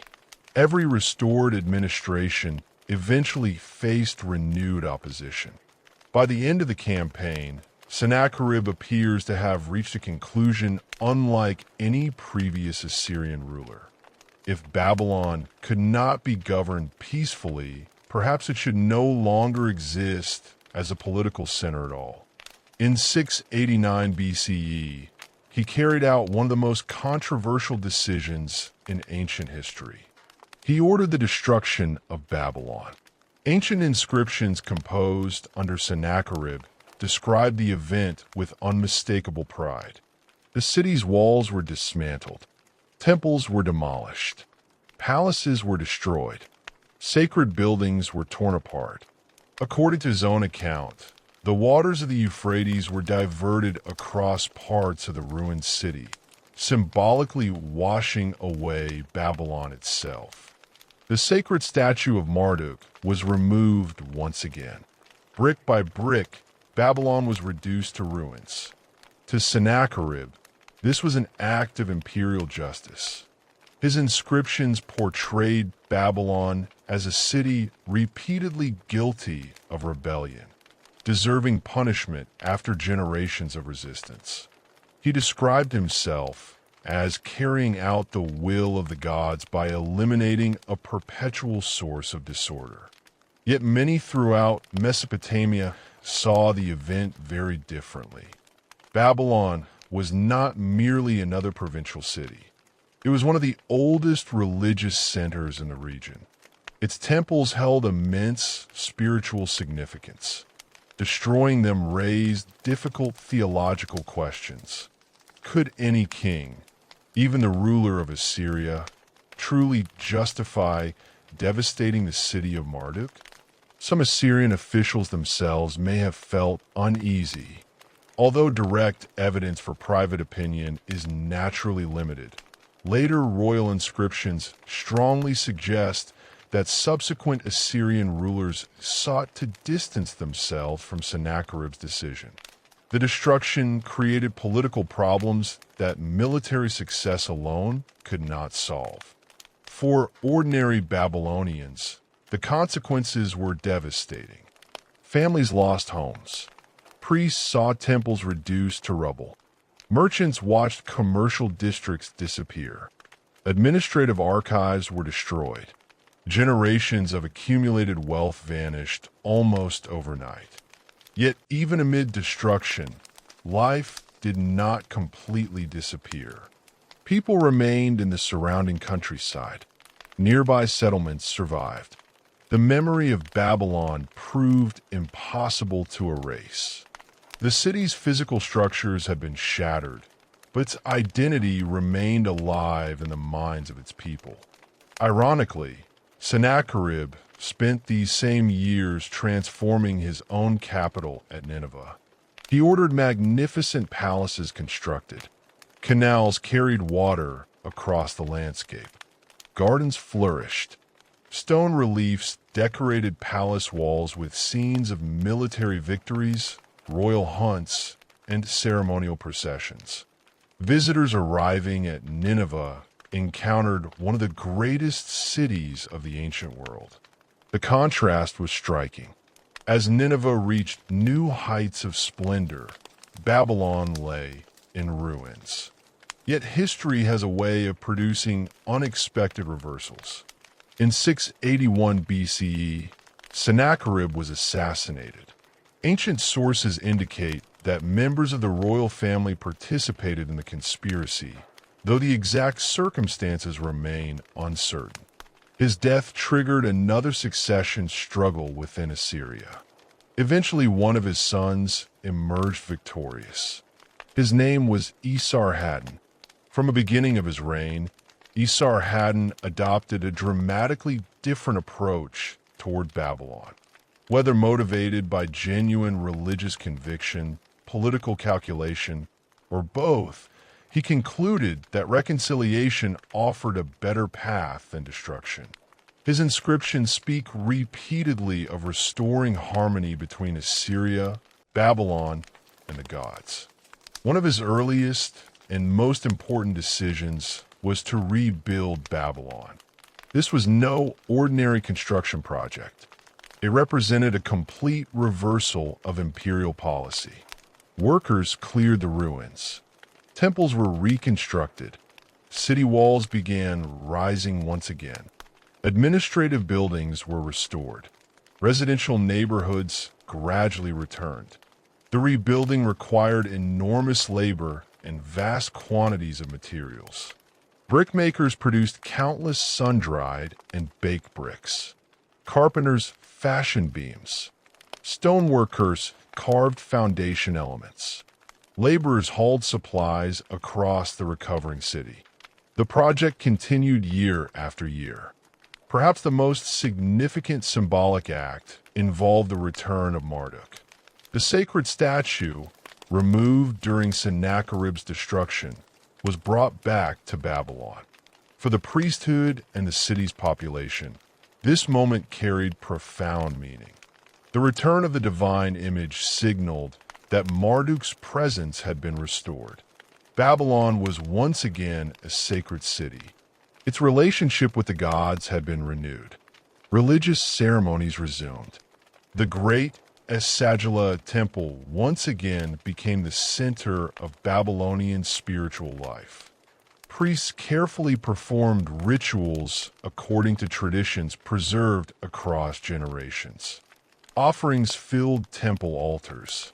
Musicians accompanied sacred ceremonies. The annual Akitu festival returned to the city's calendar, reaffirming both divine order and royal legitimacy. Esarhaddon worked carefully to rebuild trust with Babylonian elites. He restored privileges previously granted to temple families. Local officials resumed important administrative positions. Babylonian nobles once again participated in governing the city. Rather than imposing constant military control, Esarhaddon sought cooperation.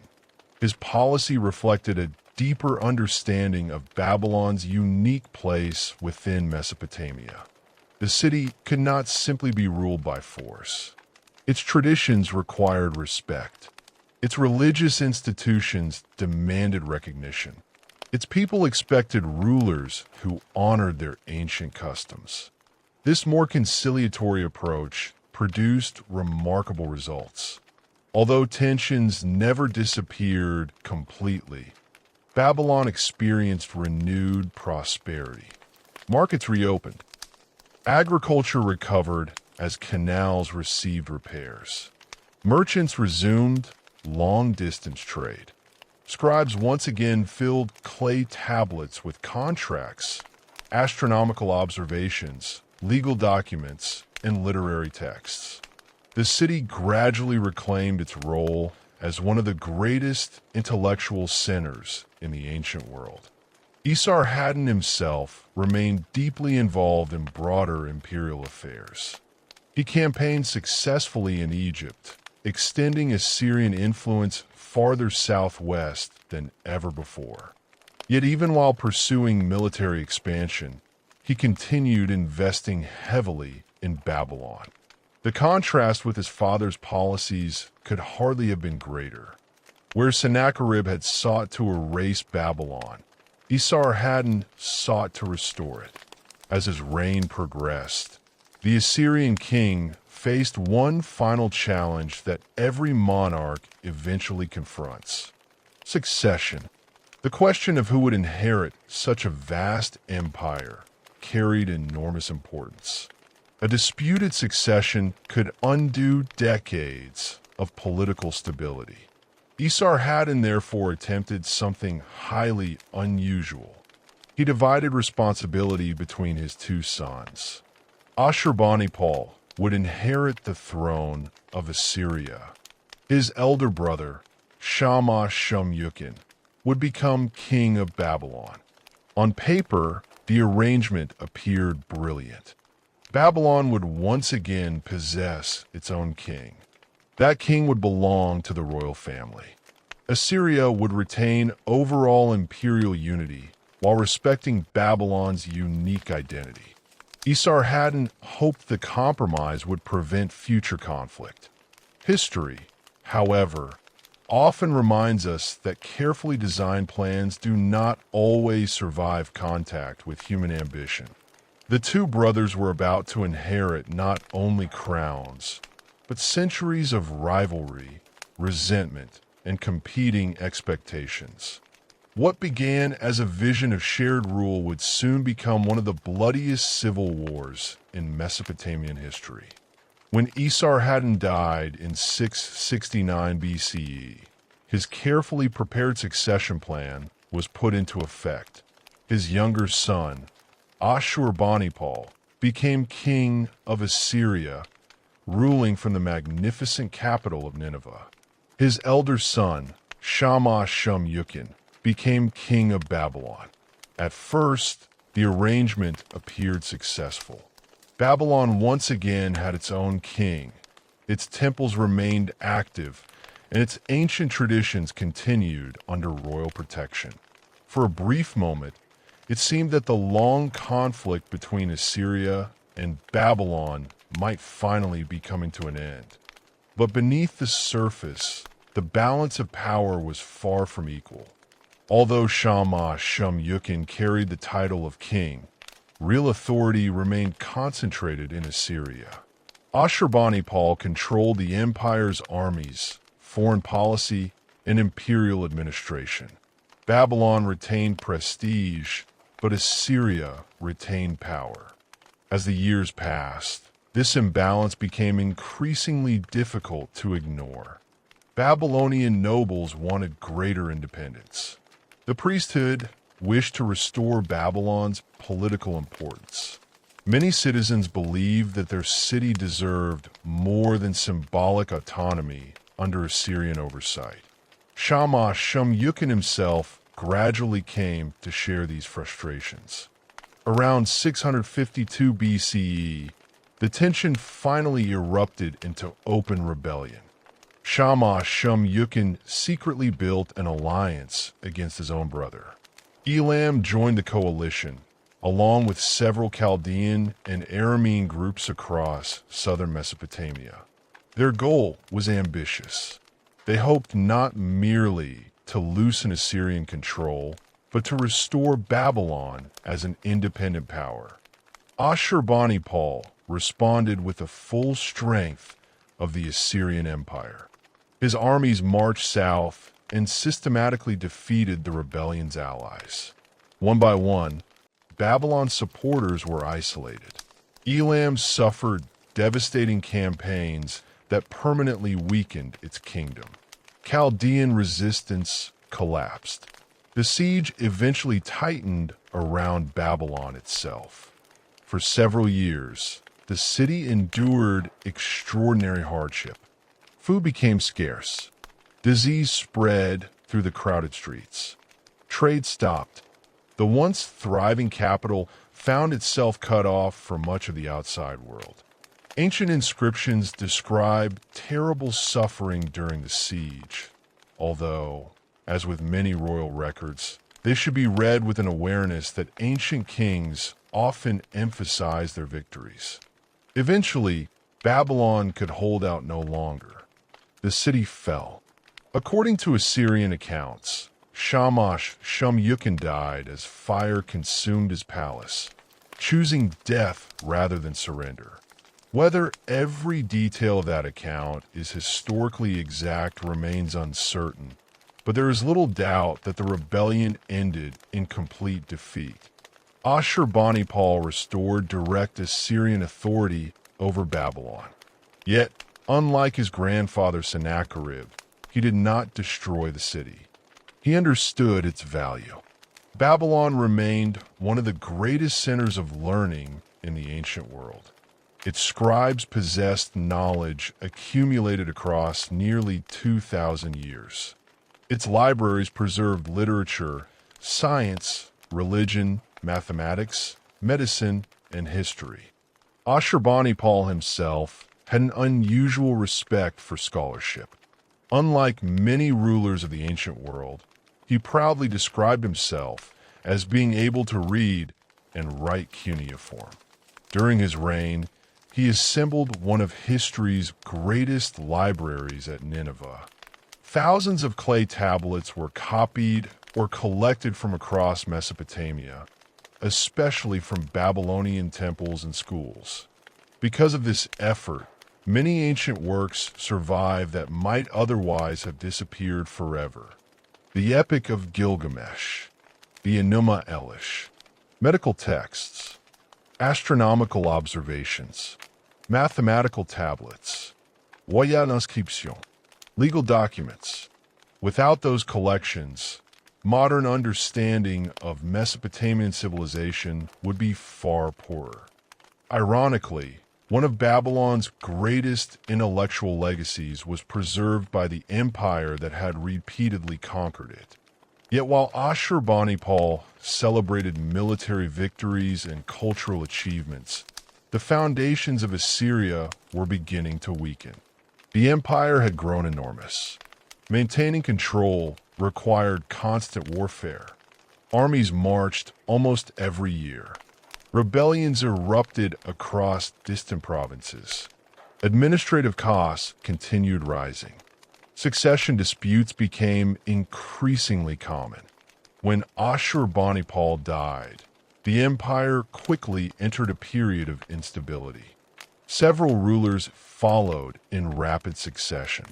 Internal conflicts divided the royal court. Provincial governors asserted greater independence. Old enemies recognized that Assyria was no longer invincible. Among those watching closely was a Chaldean noble named Nabopolassar. Very little is known about his early life, but by 626 BCE, he emerged as the leader of a new Babylonian revolt. Unlike earlier rebellions, this one occurred at exactly the moment when Assyria could least afford another war. Nabopolassar declared himself king of Babylon. This time, events unfolded differently. Assyrian armies attempted to suppress the uprising, but repeated campaigns failed to restore permanent control. The empire simply lacked the unity it had once possessed. Meanwhile, another powerful kingdom entered the struggle. To the east, the Medes under King Cyaxares had also grown stronger. Like Babylon, they had long opposed Assyrian domination. Recognizing their shared interests, Nabopolassar and Cyaxares formed an alliance. Together, they launched one of history's most consequential military campaigns. Year by year, they advanced deeper into Assyrian territory. Ancient cities fell. Fortresses surrendered. The once unstoppable Assyrian empire steadily retreated. Then came the siege that would change the ancient Near East forever. In 612 BCE, the allied armies reached Nineveh. The capital that had symbolized Assyrian power for generations now found itself surrounded. After months of fighting, Nineveh fell. Its great palaces were looted. Its defenses collapsed. Its royal government ceased to function, although some Assyrian forces continued resisting farther west. The empire had effectively been broken. By 609 BCE, the last major centers of Assyrian resistance had disappeared. For the first time in more than a century, Babylon stood free. Nabopolassar had accomplished what generations of Babylonian rulers had failed to achieve. He had ended Assyrian domination. More remarkably still, he had helped destroy the empire that had ruled much of the Near East. His victory marked the beginning of what historians call the Neo-Babylonian Empire. It would become Babylon's final golden age. When Nabopolassar died, the throne passed smoothly to his son, Nebuchadnezzar II. Few rulers in ancient history would leave a greater mark upon their city. Nebuchadnezzar inherited a secure kingdom and transformed it into one of the greatest empires of its time. He expanded Babylonian authority across Syria and the Levant. He defeated Egyptian forces at the Battle of Carchemish, establishing Babylon as the dominant power of the region. One by one, Western kingdoms acknowledged Babylonian supremacy. Among those kingdoms was Judah. Its rulers repeatedly attempted to shift their allegiance between Egypt and Babylon. Nebuchadnezzar responded with military campaigns designed to secure the empire's western frontier. After repeated revolts, Jerusalem was captured. The city's temple was destroyed in 586 BCE. Many members of the Judean elite were deported to Babylon. This event became known as the Babylonian Exile. For Jewish history, it represented one of the defining moments of the biblical period. For Babylon, it reflected a broader imperial policy practiced by several ancient empires. Relocating portions of conquered populations reduced the likelihood of further rebellion while supplying skilled labor throughout the empire. Many deportees eventually became integrated into Babylonian economic life while preserving their own religious traditions. Yet Nebuchadnezzar's greatest achievements were not only military. They were architectural. He transformed Babylon into perhaps the most magnificent city on earth. Massive defensive walls surrounded the capital. Broad ceremonial roads connected its districts. Canals carried water throughout the city. Palaces expanded. Temples were rebuilt on an enormous scale. The famous Ishtar Gate rose above the processional way, covered in brilliant glazed blue bricks decorated with lions, bulls, and moo dragons associated with Babylonian deities. Visitors approaching the city would have encountered one of the most extraordinary urban landscapes of the ancient world. Nebuchadnezzar restored the great Esagila temple dedicated to Marduk. Nearby stood the towering ziggurat known as Edamananke, although scholars continue debating its exact appearance. Many believe this monumental structure helped inspire later traditions associated with the Tower of Babel. One enduring legend also became linked with Nebuchadnezzar. Ancient Greek writers described magnificent hanging gardens built for a queen who longed for the green mountains of her homeland. Whether these gardens truly stood in Babylon remains uncertain.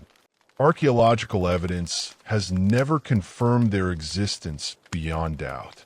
Some historians even suggest later writers may have confused Babylon with royal gardens elsewhere, possibly at Nineveh.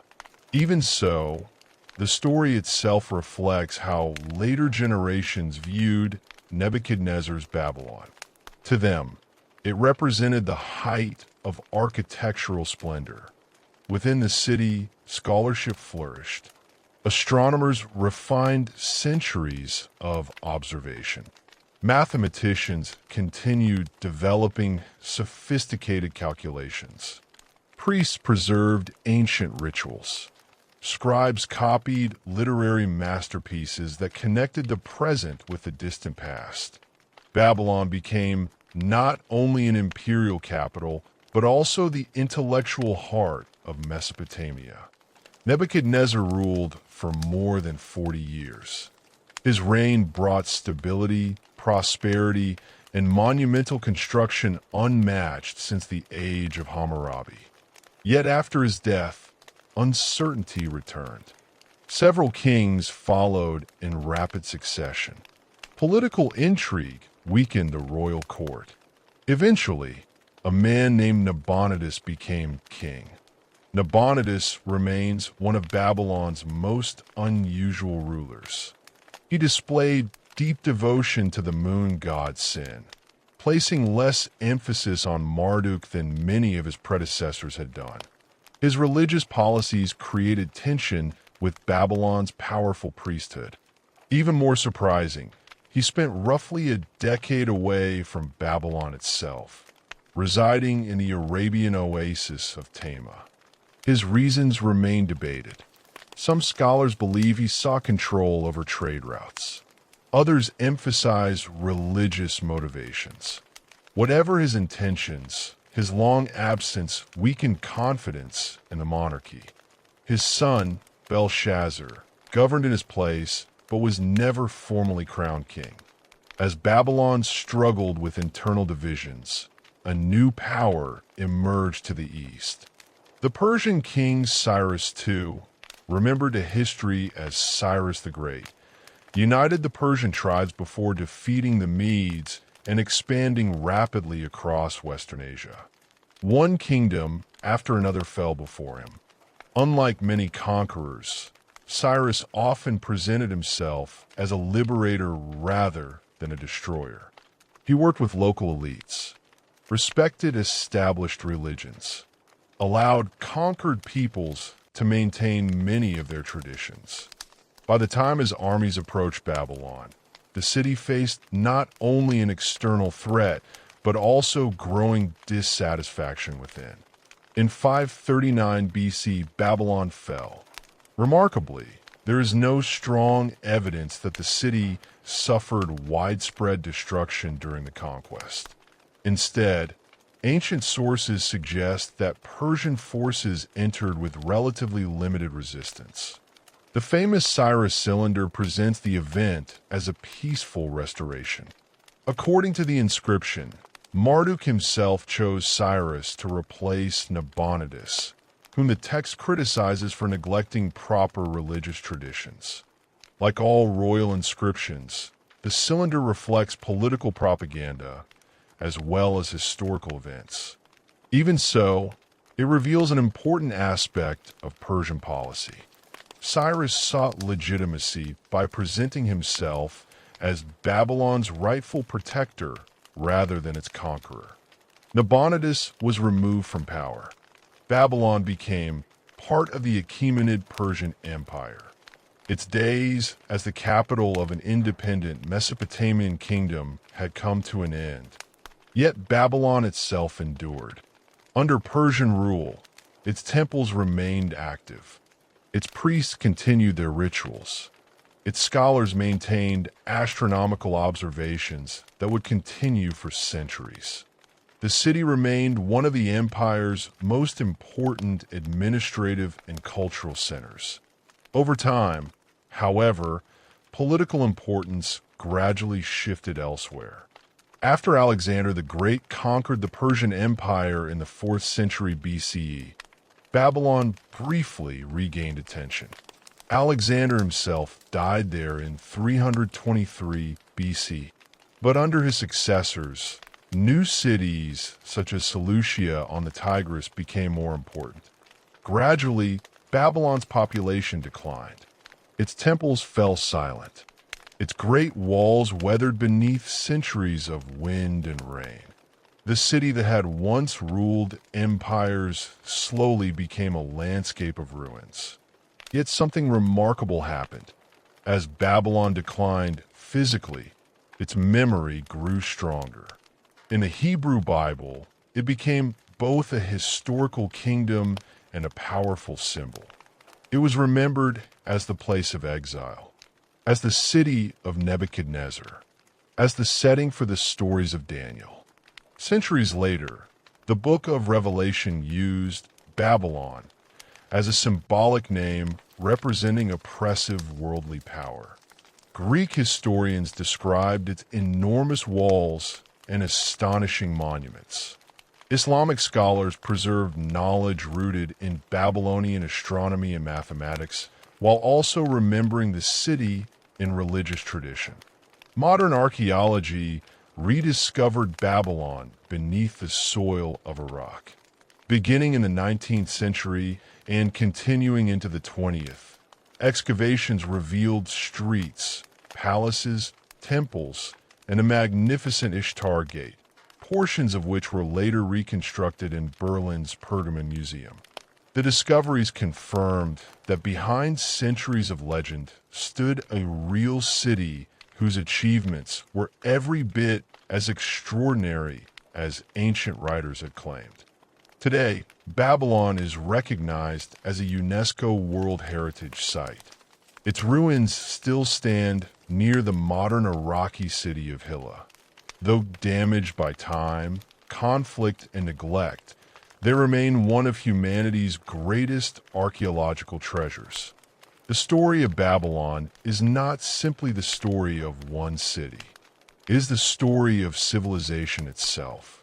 It is the story of the first great law codes, of writing preserved across millennia, of mathematics that still shapes how we measure time, of astronomy that influenced generations of scientists, and of ideas that survived long after kingdoms disappeared. Empires conquered Babylon. Foreign dynasties ruled its people.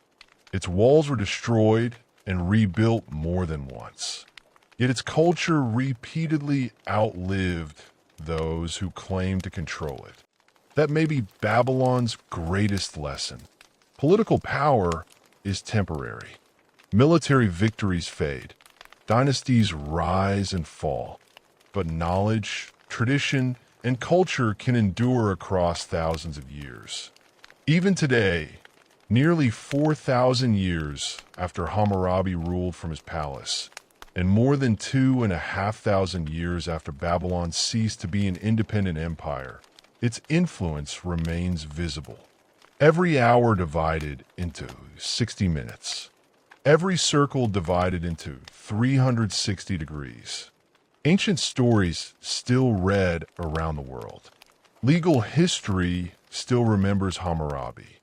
Archaeologists continue uncovering new tablets that expand our understanding of the ancient world. The Babylonians asked timeless questions about justice, leadership, knowledge, and humanity's place in the universe. Their answers were shaped by their own age, but the questions themselves remain familiar. That is why Babylon continues to matter.